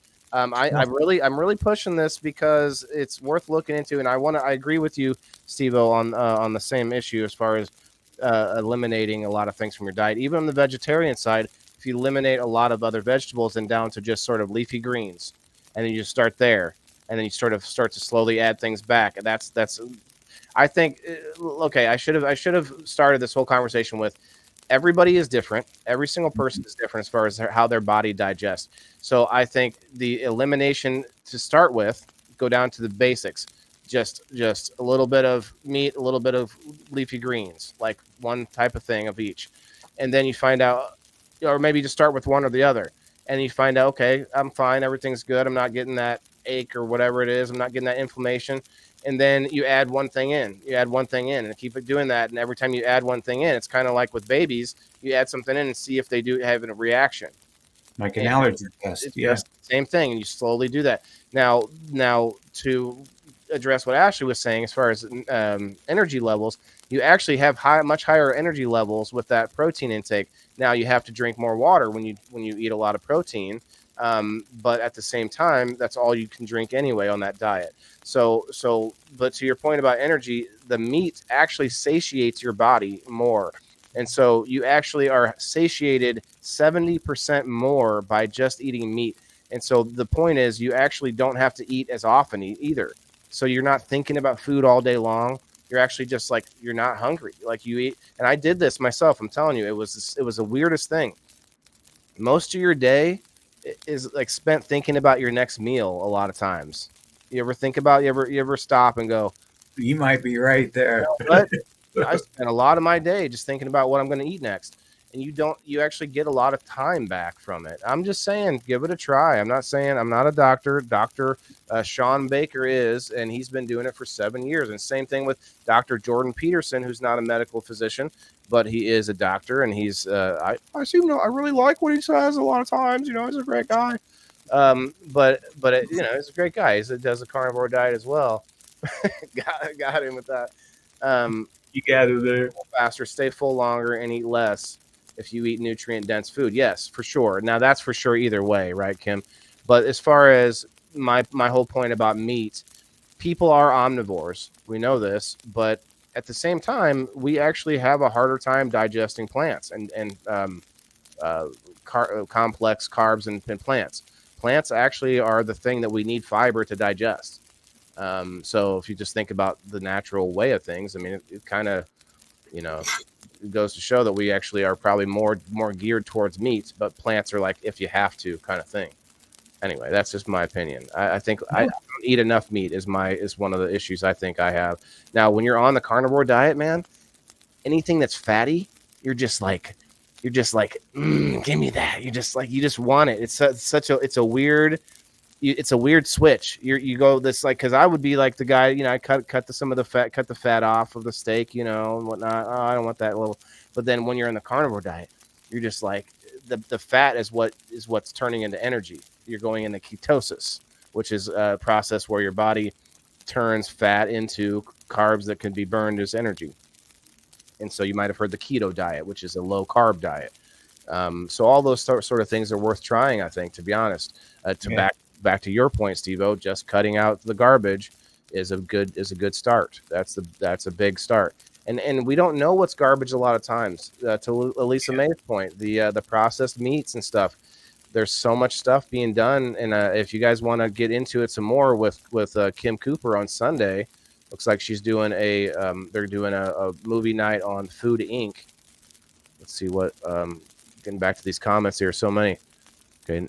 Now question on immune system, sickness a lot. I'm curious, but I don't know if I'd try it. What do you mean immune system? If they're sick a lot? Oh, the autoimmune. Yes.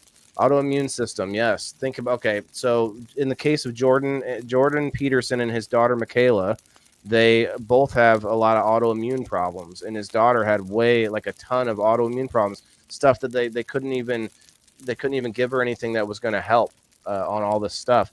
And they come to find out it was a lot of food issues with different foods. And so she's been on the carnivore diet 100% for like 4 or 5 years that I can think of. I don't know. Nobody makes it out alive. So it's all BS. What do you mean, Elisa May? I mean, look, I may never eat healthy. I may never have a sustainable farm. But my opinion is working towards that should be the goal anyway, right? What is it? What do they say? Work to be a better person every day or whatever. That doesn't mean you're always going to succeed. It doesn't mean you might ever succeed. That doesn't mean that that shouldn't be the direction that we go. The direction of cleaner meats, better food, farmers markets, buy local, buy fresh, all these things, guys. That's what I'm here to preach, So I appreciate everybody listening. And that's what we're trying to make it fun, because guess what? Like Lisa May says, you don't all get out of here alive. No one gets out of here alive, but also no one gets out anywhere without eating food. And so if we can't make that something that we think a little bit more about our everyday life. And now to SteveO's point, SteveO loves the terpenes and the cannabis. Now cannabis can be eaten raw, and it has a lot of vitamins and nutrients in it. We researched that a while back when I was curious at how long somebody could survive on just eating raw bud, just from the plant, just eating it. And there was not an answer to that question, but they did say in the article that they found a ton of beneficial nutrients and vitamins and minerals and things like that. So you could probably survive off of just eating bud. Definitely. It's like an all-around plant. You can make clothing, paper, rope. You can the applications are endless. So talking about sustainability, that's the plant. Replace sugar with honey where you can. That's a good call, Kim. I thought about that too. Replacing sugar with honey is huge. First generation of kids what's Mashley say here? Projected to not outlive their parents due to lack of nutrients. Yeah, we are. Our life expectancy is going down. Elisa May is going to still eat tacos and cheeseburger and pizza. Well, listen, all of those things could be made healthier. Billy grows just about everything he eats. Very cool. I mean, I don't think I could ever not have like sweets and not have like, the indulgences. But even those things can be done healthier, more from scratch, more farm to table. Like, instead of all the preservatives, all the additives, all the, the companies are found to be like shove in some of their byproducts that they had nowhere to get rid of. They would cost them money to get rid of it, but instead they make it a profit by adding it into stuff that they can just get rid of and sell it back to us. It's insane. The toxins, man. Mm-hmm. Like in some cultures, they eat some things all the time. What? The same thing. Same thing. That would be weird and not fun.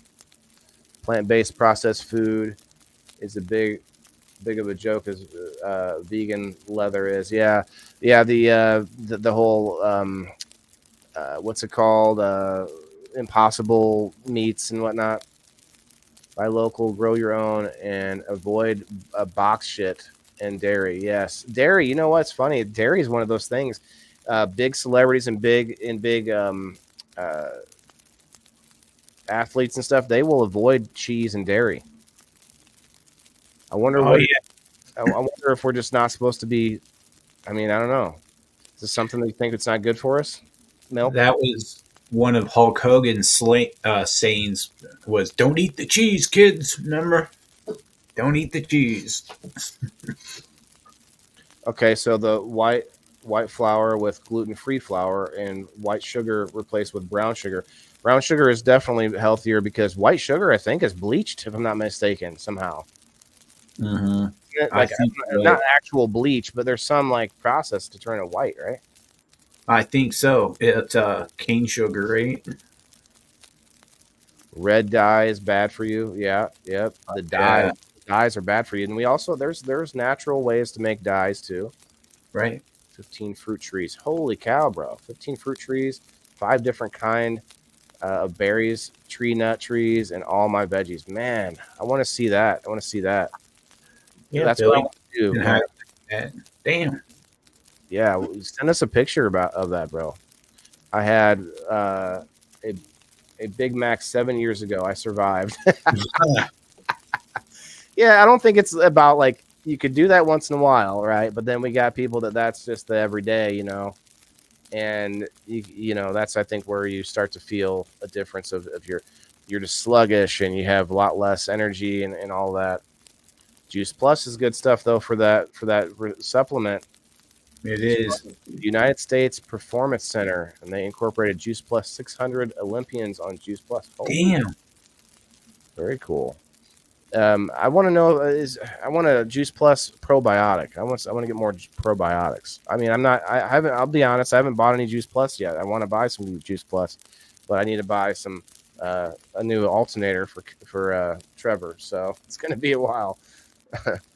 We need dairy. Okay, it's the biggest corporate. Oh, that's the. Yeah. She says the biggest corporate advertising campaign to ever happen. None of it's true. Yeah, got milk, right? Got milk. Healthy bones. But yeah, there was that, and then there was the balanced diet. The food pyramid used to be on top of carbs. Like the carbs was the bottom of the food pyramid. Like that's like all wheat and grain and stuff. Like no, don't need it. Yeah, my doctor told me to Snap. there's nothing really in milk other than a little bit of vitamins and stuff, and he said that most orange juice nowadays they add the vitamin D to it, so you may as well have orange juice. It's better for you. That's what he told me. Oh yeah, you always think vitamin C or an orange juice, but orange juice also has a lot of sugar too, but no dairy. I will be honest. If I drink milk at nighttime, if I'm like wanting a late night snack, I'll get heartburn. I'll get acid reflux Oh yeah, from orange juice at night. from milk. Oh, from milk, really? Wow, that There's usually gets rid of my heartburn for me. aloe vera drinks. Ooh, that sounds good, Justin. I was Right? drinking. I tried almond milk for a little while, but I actually heard that's bad for you too. Almond milk, yeah, that's what we get. I barely have any milk at all, but if I do, it's almond milk. That's what Kelly buys me. I liked it. It was different. It took a minute to get used to, but at the same time, I liked it. It was like there's like a vanilla flavor one, and it's got sugar Yeah. added, and I like that. But that's because there's sugar added. That's the only reason that it's like, man. But how do you think they milk the tiny almonds? I always thought that was weird. You love almond milk, Ashley? I heard something about it was bad for us. Most of the vitamins in milk are added. Yeah, I believe that too. And that's the other thing too is vitamins in general. When you go to GNC and you're getting like supplements, right? Those vitamins could be made with all sorts of Other stuff, fillers, not binders. methods. Yeah. Like we got this vitamin.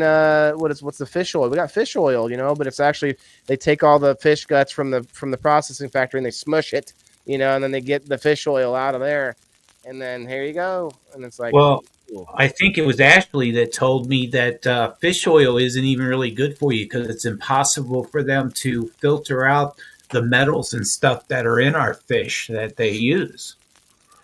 That's what I thought someone told me. Maybe it was Ashley. Is that right, Ashley? But I've heard that you got to watch out for fish oil.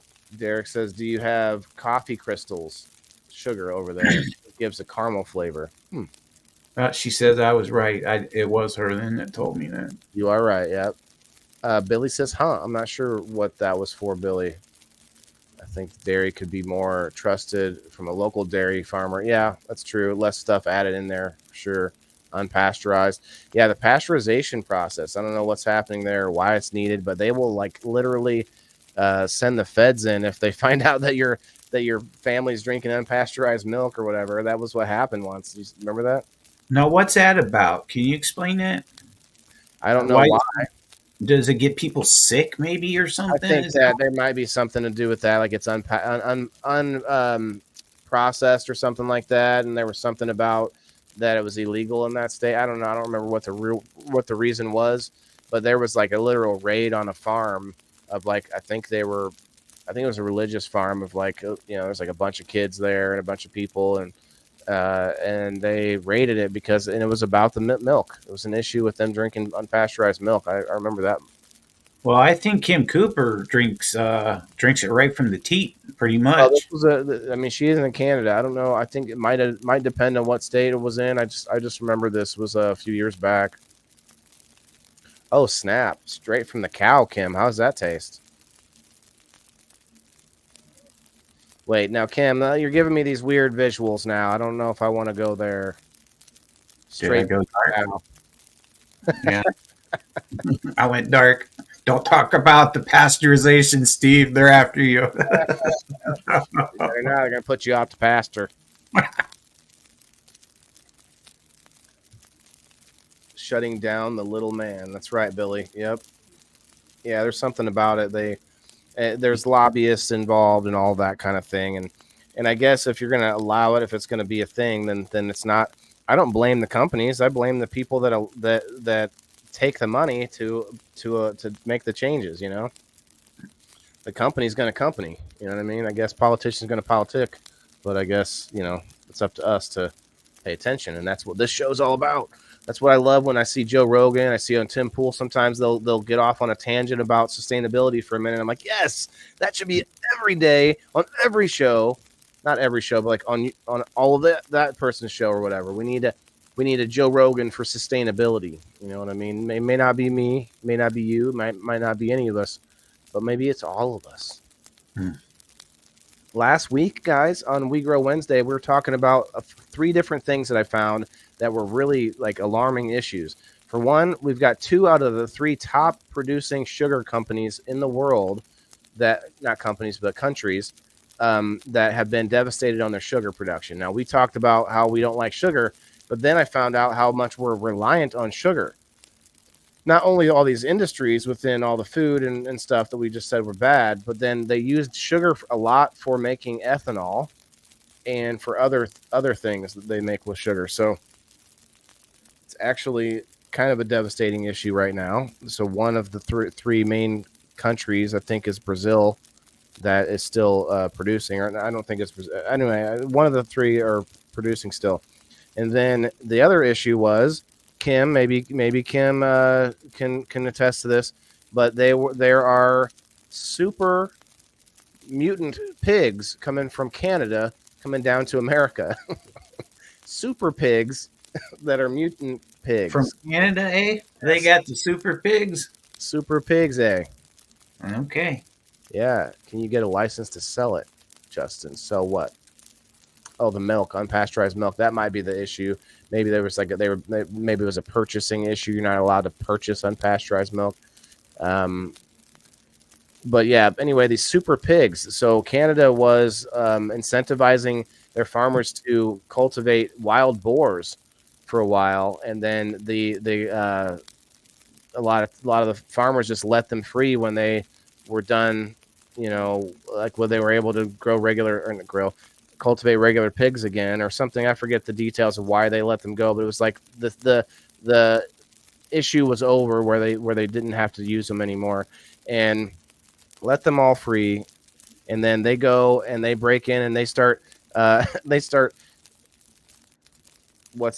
procreating with regular big pigs. So like these wild boars are smaller, SteveO, and they have tusks, and they're like little mean shits, but they're little bitty things.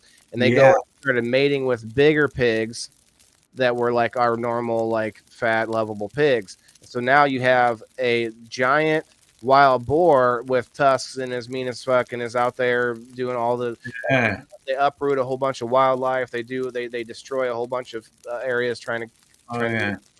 There's a bunch of stuff that they're doing that's bad, but they're also now like in these roving bands or these what do you call them, packs of Yeah.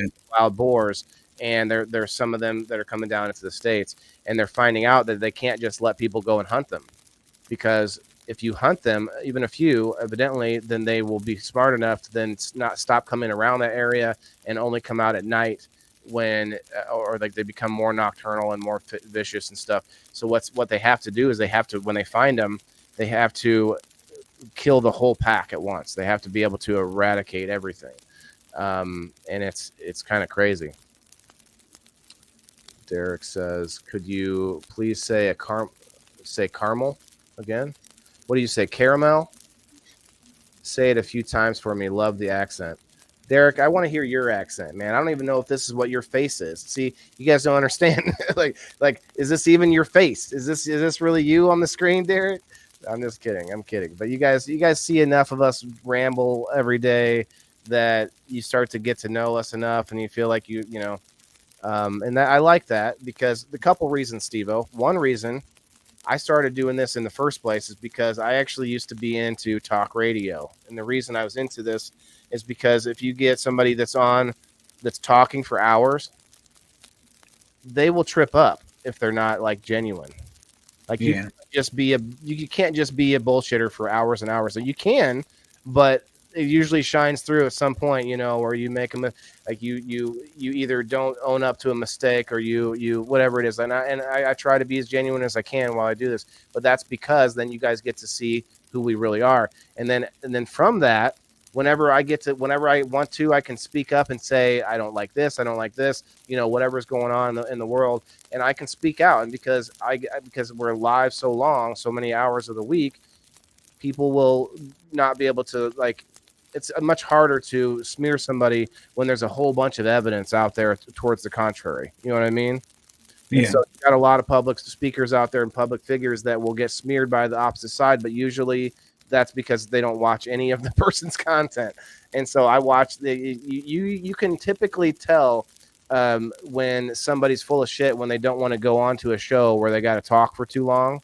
They'll go on shows where it's like a 30-second, like, and then they'll get in and out. But they won't go to Joe Rogan's show where he's going to talk to you for 3 hours. Like he's going to hit the skeletons in the closet at some point in that time. And so that's what I love about the long form shows. Anyway, rant over. But the third thing, bird flu. Bird flu is still around, guys. They've killed over 1 million more Tyson chickens, and this was last week that I read the story of last week. It was, it was a current story last week, I should say.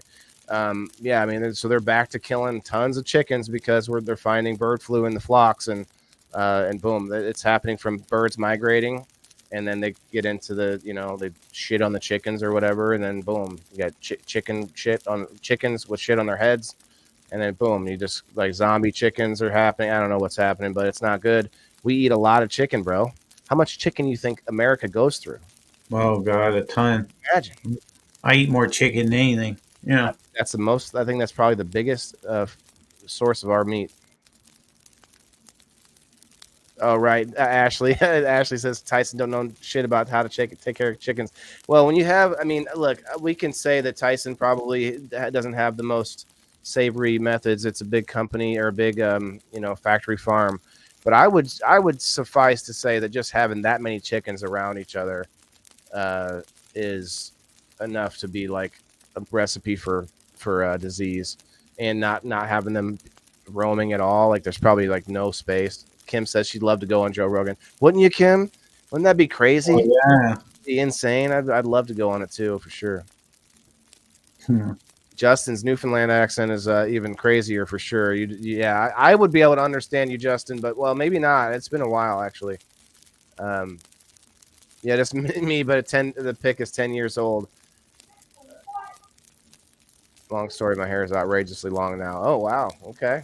You kind of look like an actor or something, doesn't he? Derek looks kind of like Being like Australian Days of Our Lives or something with that picture.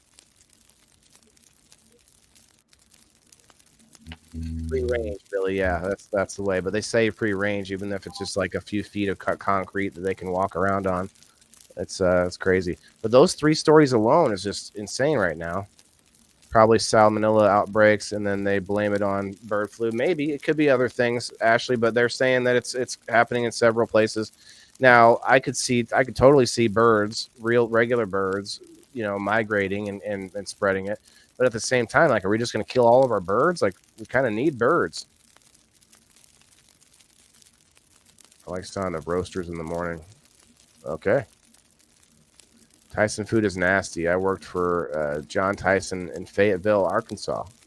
He wouldn't even eat his own meat in his country club. Oh shit! I believe it. Now the story was about the one farm, but I think there are other farms, not just Tyson. It's easy to bag on the big guys. It really is. It's easy to complain about the big guys, but there's a lot of people to feed, like what's the alternative? What's the option here? And I think that's what I'm trying to create. That's what I'm trying to provide is like, hey, let's think about solutions, not just complain about the big companies, because I think any company that gets big enough starts to become a little bit corrupt from cutting corners, trying to save a little profit, trying to make extra profit, all these big words that you find in big companies with fraud and whatnot. But I think the answer, in my opinion, is to make like a Maccabees Live Market, then go and consult other people in other places, other states, other countries, all over the world, make their own and make so many small little farms like this, but inside a building, but maybe some outside, like a Starbucks, SteveO, on every freaking corner on across America, across the world. Not a Maccabees Live Market, a whoever's market on every other corner. I don't want to run a million markets. I'll help maybe consult and maybe help get people's going or whatever if I can find a method that works. But that's the answer, is that the farm to table should be everywhere. You can't not just like, oh, I got to know where a farmer is and go find it, Kim says, I tried to post a link to the 2-minute preview of Food Inc. Apparently sharing the link in chat goes against community standards. Yeah, because we're on a public page. We're not, I was going to say in my group, I think that's shut off, but wow, guys, a lot of feedback on tonight's topics for sure. Sure, everything. Yeah. A lot of good comments. We need a Starbucks at least someday. I'm thinking about growing some coffee beans, man. It'd be cool to like grow my own coffee beans from scratch. I don't know how long it takes. Some things take a long time to grow, like avocados. Oh, yeah, is that right? Now the trick to that is we talk to Billy, and we get some trimmings, or not trimmings, but some cuts from trees that are already mature. And then if you can get clones from fruit trees that are already mature, then they will start to fruit a lot faster. Yep. Oh, yeah. Wow, yeah, so many comments. I can't even I missed a lot here. Just like a big old, all big companies. Yeah, for sure. I don't want to have a company that turns into something that I pass on to my kids and then they just bastardize it, like Walmart or whatever. I just want to create a method. I want to create an idea, a way of life, popularize a topic, a subject, and then maybe have my own little farm that I can pass on to my kids. But nothing that's going to affect kids in third world countries like some of these other companies. Crazy. Although, wait, back up. Maybe it will affect them in a good way. There's a lot of places out there that are like not good for growing crops, but they could still build a building, Yeah. You could still make it happen. I thought I had something else. Oh yeah, I'm gonna get some water and do a little RO test, SteveO. Then maybe we'll do a little Dabaroo or something. It's been we're at the 2-hour mark right now, so we're in overtime now, guys. Yeah, Jenkins. I cooked for Cornell University 2008 to 2015, and their food program was incredible. Awesome. You need 2 plants for coffee, says Derek. Okay. Oh, yeah. What do you guys think of Waylon's background? Isn't it badass? What do you think of the fire? Can you hear the fire crackling? Yeah, it's pretty relaxing. And Merry Christmas, everybody. I hope that everyone's having a wonderful holiday. I hope that you're spending it feeling well, healthy. I hope that you're with your family as much as possible. I just hope that the end of the year is wrapping up good for you, and just get excited about next year, man. Just think, what can I do to make next year better? Clean slate. Let's just bury all the bullshit and have a great 2024. That's what I want for everybody. Oh yeah, it is relaxing, isn't it? The fire crackling in the background. Yeah, I told you, isn't it? It creates an ambiance, doesn't it? Mood, yeah, it sure does. It's perfect for the holiday. Oh yeah, Christmas right now, everybody's having Christmas parties. The NOK Christmas party is this Friday, and we got giveaways and everything too. So it's going to be a lot of that. It's going to be at 6 p.m. During we're doing it during my IWK session. Hey, look. What do you got? Oh, it's the green. Yeah, I forgot your bowls are green. It never gets old, you guys. I don't know why. It just never gets old. All right, I'm going to check out my water because I did just water a bunch of my plants, so hopefully it was good. Down to 8.5, 8.4. It takes a while to go down there all the way. Mm-hmm. Yeah, 7 p.m. Eastern Time, 6 Central. Okay. I guess we should offer, if anybody would like to pop up. Anybody want to come up and say hi for a minute? Let's do it. If you haven't, sorry, what? We are in overtime. The after sesh. Yeah, the after show, guys. If you haven't yet, go over to Rumble, leave us a comment. Got Siir Certified. I'm sorry, Siir SteveO. I always forget which one is under, but it's SteveO over there. 7. Oh yeah, I found out, man, that I created groups that I even forgot that I had. I had one for tea time. I got one for I was going through it. And I'm like, oh, them come up. They pop up sometimes. Like, yeah, it's like I bet everybody in these groups are like, where the fuck you been? Yeah, 815 Canna Fam. You got the tea time. You got certified. You got certified Army.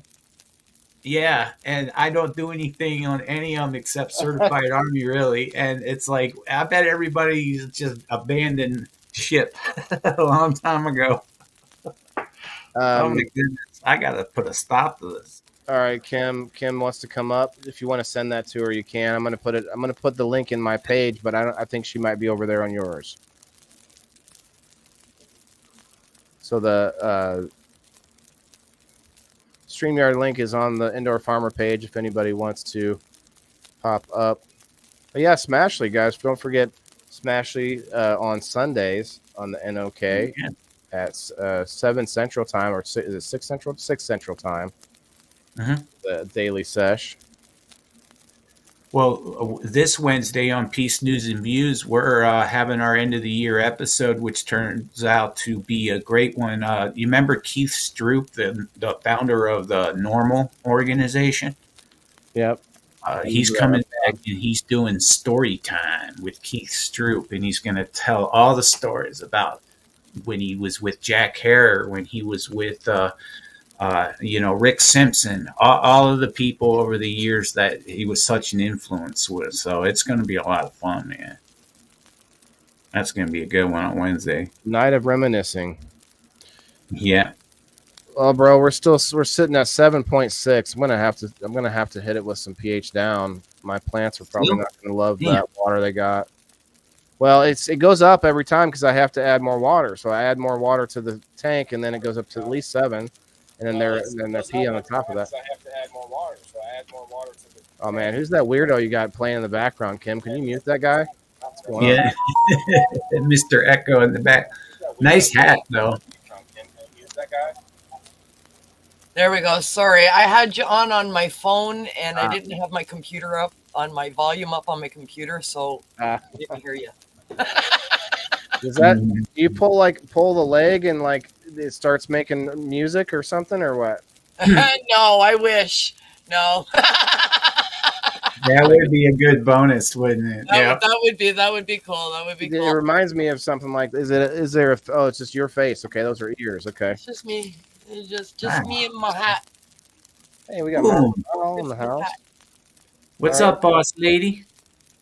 There she is. Hello. How are you, Val? I'm good. How you doing? I'm good. I haven't seen you for a while. It's gonna be a fat one. I was running around today. Cheers, everybody. Right on. Yeah, this Wednesday, Keith Stroop that you were talking about there, SteveO. Yeah, he's got story time with Keith coming up. He's going to talk about partying with Willie Nelson on Willie's bus. Oh, Sitting around, chilling out with Jack Hare. With Perron and with Chavez and with, everybody who's anybody in cannabis, this guy has partied with, all the way up to Hunter S. Thompson, which is, of course, based on the movie Fear and Loathing in Las Vegas is based on Hunter S. Thompson. We can't stop here, man. This is backcountry. Yeah, and so I'm sure Keith has some pretty fucking cool stories. So. I've never been able to properly express myself in this climate. That is right on. Good, spot on. You can't park your car here, sir. It should be. This is a perfectly reasonable place to park. Yeah, I mean he's hobnobbed and rubbed shoulders, with the greats like scientists, Machulin, and anybody who's anybody in cannabis, from activist to patient to scientist and everything in between. So it's a wealth of knowledge for sure. And, I want you to interview somebody that has survived on only eating cannabis. I'll ask him. Put it in your notes if you can there, SteveO. We'll try and bring that up on Wednesday. I researched it and I did not find that anyone has ever tried. But what I found was that you might have heard me earlier that they did find, a lot of a very dense nutrients inside of the nug, and that's before it's decarbed and all that. It's just straight up, you just eat it. Well, one of the patients here in Canada that testified in our Supreme Court trial for extracts, she was using cannabis as a nutritional supplement, and she testified at the extract trial, which we won. We were victorious at that trial, and when you're standing in front of 9 justices pleading your case at the highest court in the land, it's quite intimidating. And she was up there as a young mom, and they were using it as a nutritional supplement for her daughter, who had autism and was being fed through a feeding tube. And so while she didn't use it exclusively to live on it, she did have the right to use extracted cannabis by means of juicing to give to her daughter in her feeding tube. For the nutrients, but not only nutrients, but probably there were other effects. Well, yes, the cannabinoids also helped calm a lot of the symptoms of the violence and the outbursts and the tremors and such that were related to the autism. I saw a thing about, I guess we're going to change subjects, stem cells and Parkinson's, for example. they were able to with Parkinson's. There's I might be getting it butchered. Maybe you can help me out, Val.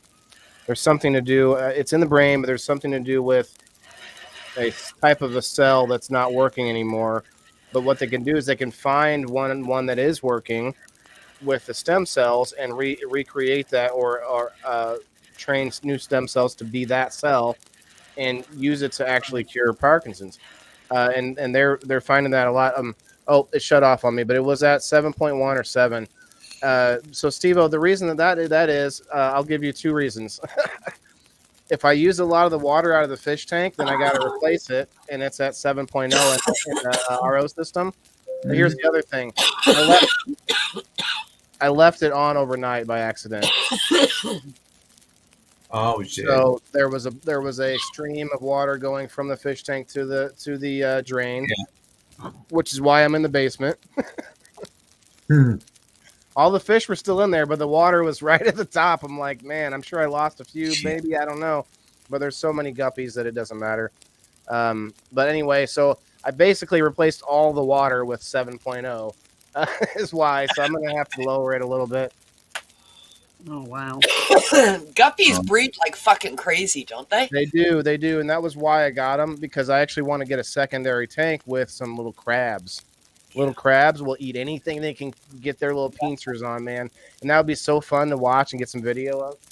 Yeah, I used to have a number of tanks, and I bred guppies, but I had turtles. I had 4 turtles that I had for over 27 years. I had my turtles. Oh, what kind? I got them when they're like at the pet store, little fucking dollar thing, silver dollar. The red ear sliders. Right? Yeah, and the red ear sliders, and I love them. They were like this. They were larger than my head. My face, the circumference of my face. They were huge. Anyway, but at the beginning when they were small, I bred guppies to feed them because they thrive on wild fish. On that's their diet in the wild is fish and plant material, right? So I used a very small amount of plant materials that I left floating, like fresh veg. I liked a lot of the leafy greens and stuff, and fish. And I would just throw, a dozen fish into the tank every couple of days, and there's only a couple of fish left. Oh, well, throw in another dozen. Here we go, And they would hunt at their leisure and eat at their leisure and try to keep it more like the wild, eh? But they got expensive to go and buy them, so I just got a tank and I started breeding them. Fuck, they breed quick, man. You can't keep up. To do it. Yeah, but you can't keep up. And then some of them, my kids, I had little kids at the time. The kids were all little. And some of the guppies, they'd wind up being really pretty. They'd get like the big fan tails on all of this. And the kids would be like, oh, that one's so pretty, Mom. So now we've got 2 other tanks with all of the fish that the kids decide are too pretty to be food. And now they are pets in these other tanks. No shit. Fucking guppy tanks everywhere for several years. Yeah, they go crazy. Damn. Yeah, I actually planned for that, and believe it or not, it took me over at least a year before I could get them to breed. Really? Yeah. Wow. Part of the reason, finally, I think the main thing was the heater. I added a heater. Yeah, the temperature's got to be right. Yeah, for sure. Yeah. It's a tropical fish, right? Well, for some reason, I thought because of the aquaponics system and the lights and everything that it would be enough heat, but it's not. Yeah, I know. You got to have a small heater in there circulating that heat. They like that. As soon as the temperature is right, man. What is that saying? That you breed like it should be rabbits. Like rabbits. It's not. It shouldn't be rabbits. It should be guppies. I think they have more babies than fucking rabbits. I'm sure. Yeah. I always like to bring this up when I hear about rabbits. Is anybody that has rabbits out there, you can take a rabbit, the rabbit cages, and you put a worm bin under the rabbit cages, and then you're getting kind of like double duty, if you will, on the rabbit poo. Yeah, like actually, I can't wait to try that someday because rabbits aren't really that great to be like raising for food. No, I But will never have rabbits again. I will never fucking have rabbits. I can't show anybody anymore because my arm is now tattooed. But they I are used to be vicious. able to show you my arm right here. Right here, I have a scar. It's buried underneath ink now. You can't see it no more. And it looks like a vampire bite. Oh, It's geez. 2 fang marks that go into my arm like that. Oh And no. it looks like I was bitten by a vampire. And it's rabbit teeth. And my children had rabbits as pets. Well, you know what they say, Kim. The world is a vampire. Oh, well, this fucking rabbit is fucking, it was Psycho Man and it was gone the next day. I was wiping a cabinet. I was cleaning my bathroom. It was cleaning day. And I was cleaning my bathroom. And I was Rabbit got her on my good, didn't it? knees, and I was wiping the lower cabinet underneath the bathroom sink. And I was wiping the door. And I guess the rag caught the rabbit's eye and I didn't see the rabbit. And the rabbit went to jump at the rag and landed into my arm and his teeth. Wow. And now I'm like this and I'm screaming and this fucking rabbit is like dangling off my arm like this. And, and it's like, it was Oh like, my my kids were like, God. oh my God, oh my God. And everybody's yelling and screaming and this fucking rabbit is hanging off my goddamn arm. And like it probably hit a vein, you know. You probably had some blood squirting around. Did you eat the rabbit afterwards or? No, we gave it away the next day. Here's the cage. Here's the food. Here's the everything. Take the fucking rabbit. The ladies are with me in the comments though. They're thinking dinner time. Fluffy was so good. I want to have. Can we make stew out of Fluffy for leftovers? Oh man, you know it's just crazy though. That's what I mean. There are places in the world that like just about anything. You know, if you're hungry, you're gonna be eating rat on a stick or whatever. And Well, the meat rabbits are different than the ones that you bring in the house. true, The but meat also rabbits are actually vicious, man. You don't want to go near them. Well, and they're not even that they're not good to eat because of you can get rabbit. What's the rabbit? There's a word for it where if you eat just if you try to survive on just rabbit, you can't because there's not enough fat in it. Well, it's the same as moose meat. You Oh, can't really? survive on moose meat either. Moose meat doesn't No, have but enough protein in it to. speaking of Rogan, he says moose meat not the meat, but like you cut the stomach open and like they've got like a little salad in there of like all Yeah, the like. That's different than the beef. actual meat. But if you Interesting, though. harvest a moose and you try to live like on moose steak or whatever, there's not enough protein in there to sustain you. too You lean. have to have other things to go Cheers. with it, and there's a little bit in there, but it's not enough to sustain you. If that is your only source of protein, it's not enough. Yeah, it's the same thing. I mean, a lot of the wild game is like that, right? Are you sure there's not They're lacking in. moose knuckle? Like it's got a lot of protein, right? Yeah. It's certain parts of it. I mean, that's what I mean. So, I mean, if you try to just survive on like moose steaks or whatever, there's certain parts, but that one part of one moose isn't enough. That's a couple of meals. I'm sorry, Kim. I just wanted to say moose knuckle. He was talking about a different part. No, you're being a pig. See, I'm still. Yeah. She's too classy to address that bullshit. He's being a What pig. did you My say? brain wasn't going there. You said I'm gonna get. You said I'm being pegged. What'd you say? What'd you call me? I'm just kidding. You're being a wild boar. Yeah. Did you hear about these super pigs? I have not until you. I heard it from you, Waylon. Is where I heard it. I'm telling you, I'm breaking news on the WTIF. You know, listen, we have the article over there, and the WTIF network. No, okay. I just live here. I don't know. I don't watch the news, so I don't know. Hey, Our news apparently got hijacked. Oh God. like 20 or 30 years ago. Ours did. No, like the day before yesterday. It was yesterday. It's in all the fucking newspapers and everything right now. One of our newscasts now. You tell me, okay? I'm gonna shut up about my opinion. Now you tell me if this is motherfucking possible, okay? So they're doing their nightly news. It's CTV News is what the station is called. It's CTV News. CTV is the station, and they're doing their nightly 6:00 newscast. And they've got somebody out live on location at this event where they're erecting a giant menorah. So it was for the first day of Hanukkah, which was 2 days ago. Hanukkah, right? So, okay, so they're erecting this giant menorah in this town of Alliston, and they're going to light the first candle on the menorah after dark tonight. So they're talking about this menorah.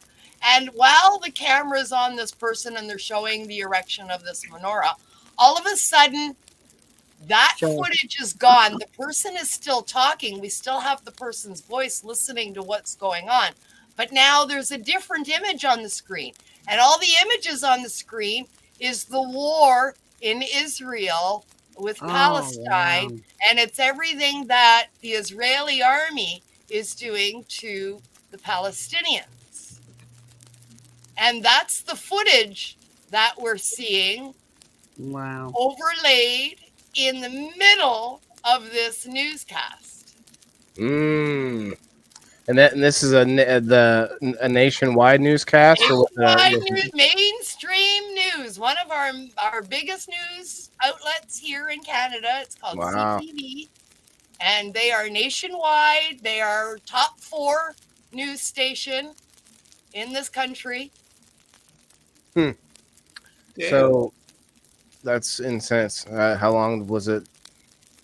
It was about, I would say, 50 to 70 seconds worth of footage, which is a fucking eternity in broadcasting. Yeah. So, like, then they tried to stop it, right? But now it's all out on the internet. And then it was like, oh, cut. We're going to commercial. We don't know what happened. And then they came back and you can see, like, they were all like, okay, we don't know what happened there. And we had a technical difficulty is all they said. And now they came out the next day and they said that their footage got hijacked. Oh, so it's through the news station, the TV station. Yeah. It's something called 5th generational warfare. So it's a propaganda campaign, right? So it's. But how does that happen in our age of technology? I bet you there are people that could always do that. They just There's like a delay on all live footage. I mean, I come from that's true. World, that's right? true. It's really all live footage. There's a delay because if somebody swears or if somebody, they have to be able to cut it. That's true. How did this full footage get to play with a delay? So it was an inside thing, inside job. Just what I was going to say. There's no way that this should happen. I Where's come Pluto from on the this? world that I left because of the fucking bullshit Good night, that Smashley. I refuse to be part of. And that's why I left. No. And this can't happen. It can't. It's not. It can't happen. There's That's crazy. way too many things in place to make sure that this can't happen. Well, you know what? You said, well, no, never mind. I was going to say, was it right when they cut to the guy doing the the whole ceremony? footage played, and then it went back to the guy, and the guy was standing there, and then it went back to the people, and they went, okay, we're going to go to commercial. And then when they came back to commercial, they all just said was, oh, I'm sorry, we had some technical difficulties there with our footage. We're looking into it. Huh. Yeah, that's pretty crazy. I don't think we've ever had that. We've had some bloopers on the news though. Like they must not all be delayed because there's some reels out there. There's some videos on YouTube or whatever you can go and watch of like the bloopers and outtakes of. I guess they're outtakes. Never mind. They'd still have those if they didn't air. So never mind. but there's some like really funny ones from like newscasters some- where they start cursing and things. Have you ever Some seen that? stuff makes it to air. Never seen some of those outtakes of like, and some of them that make it to air. Like I think there's ones that like that's in the title, you know, that aired, but like that would just Yeah. be like cursing or something because of whatever happens, or like an animal, like a scene with an animal. The animal Yeah, goes that's crazy. like live shit. That's different. But when they're live on location, like live in studio, is Right. live Yes. on location. Yes. I agree. Right?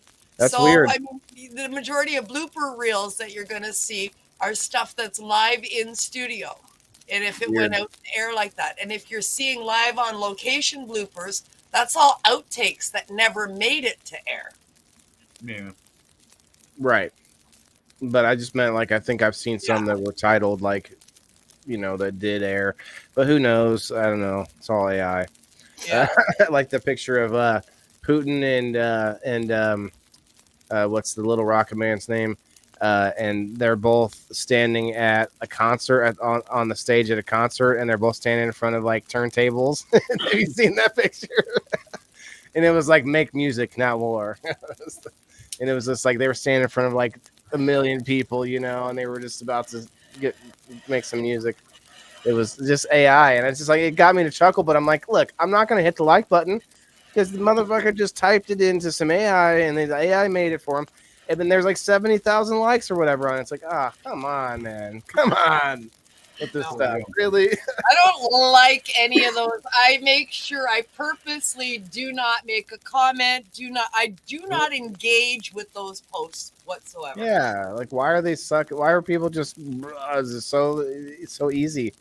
Anyway, I just not everybody. That it's the same reason that there's jokes in movies that are just so obvious, or like plots in movies that are so obvious. But it's like, well, they have to make it. They got to make it a certain level of obvious for the people who, maybe less. What's with these less, Yetis? What are you talking about? The Yetis? Are Yetis? I don't know. I think is that like a lot lizard? Is that the same thing? Yeti? I feel so out of touch. What the fuck is the Yeti? I don't know. I keep I don't seeing them talking about Yetis. What the fuck are the Yetis? Oh, and there's Wayne Cruz. He's talking about Yetis. Wayne was. Oh, you were asking that before you saw Wayne talking about Yetis, because he was talking about Yetis in the comments. And Billy Barton is as well. Oh man, it's the Yeti spaghetti up in here. I have no idea what this is. I have a Yeti to-go mug. Is it like a coyote ugly or a lot lizard? I'm not 100%. He says they are a nuisance. They go around upturning everyone's Christmas ornaments,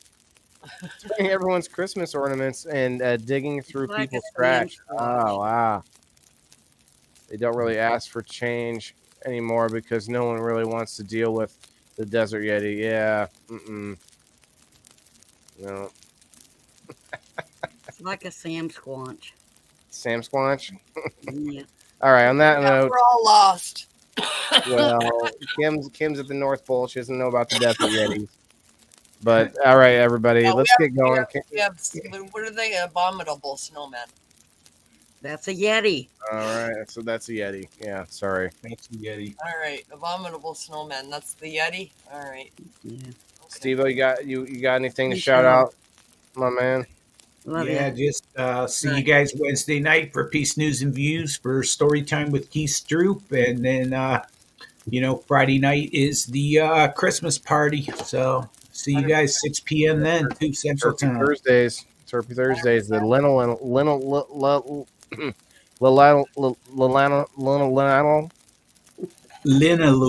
That's it. Linalool. That's the one, guys. And, I'm gonna shout out to you with your conversation on that food. If people want to take that further, that conversation, join us at Knock Network on Sunday. We're gonna host a movie night again on Sunday. It's our final one for the year, and this week's feature is Food Inc. And it is exactly what that conversation was about. We're going to talk about where the food comes from, and it's a U.S. film, so it's looking at all of your food products down there, which trickle up here to us. and it's all basically the same stuff anyway. So, but it is a U.S. based, and it's showing you where all your protein's coming from. So you're going to see those chicken farms, and you're going to see those cattle farms where all your protein comes from in a grocery store. Sounds great. Yeah. It actually, I do. It is. It is interesting, but it's also scary. That's what I mean.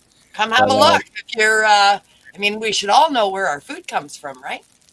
For sure. I'll definitely have to check it out. I really love this conversation. Everybody got really excited in the comments about it because, thinking about it differently and thinking about our diets differently is definitely awesome because it gets us out of that habit. I want to shout out tomorrow. I'm doing a review show on the it's the museum downtown Peoria, the Caterpillar Museum. Caterpillar, if you didn't know this, Caterpillar originated in Peoria, Illinois. And the giant museum they have with the giant jumbo screen. It's the biggest. I didn't get to see it actually, but in that facility is the biggest movie screen I've ever heard of. Oh yeah. But anyway, inside there, and then there was this whole Christmas village around it, and all these different vendors and food vendors, and there was a petting zoo, and there was Santa Claus, of course. And so we've got a bunch of footage of that. It's a really quaint little place for sure. But yeah, that'll be tomorrow night, guys. So come on, check that out on Indoor Farmer Reviews. Yeah. Otherwise, follow Mama Val and the boss, the boss. The All boss right, lady. have a good night, guys. Good night, everybody. Peace. Peace.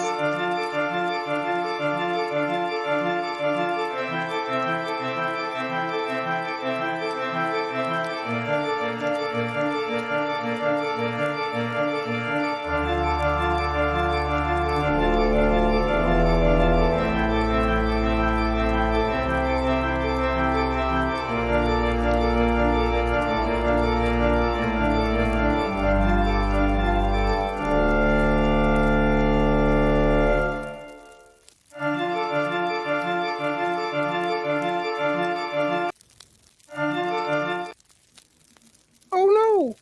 You forgot to shut off the repeat again. The loop. Oh, okay. Oh, good night, everybody. Sorry about that.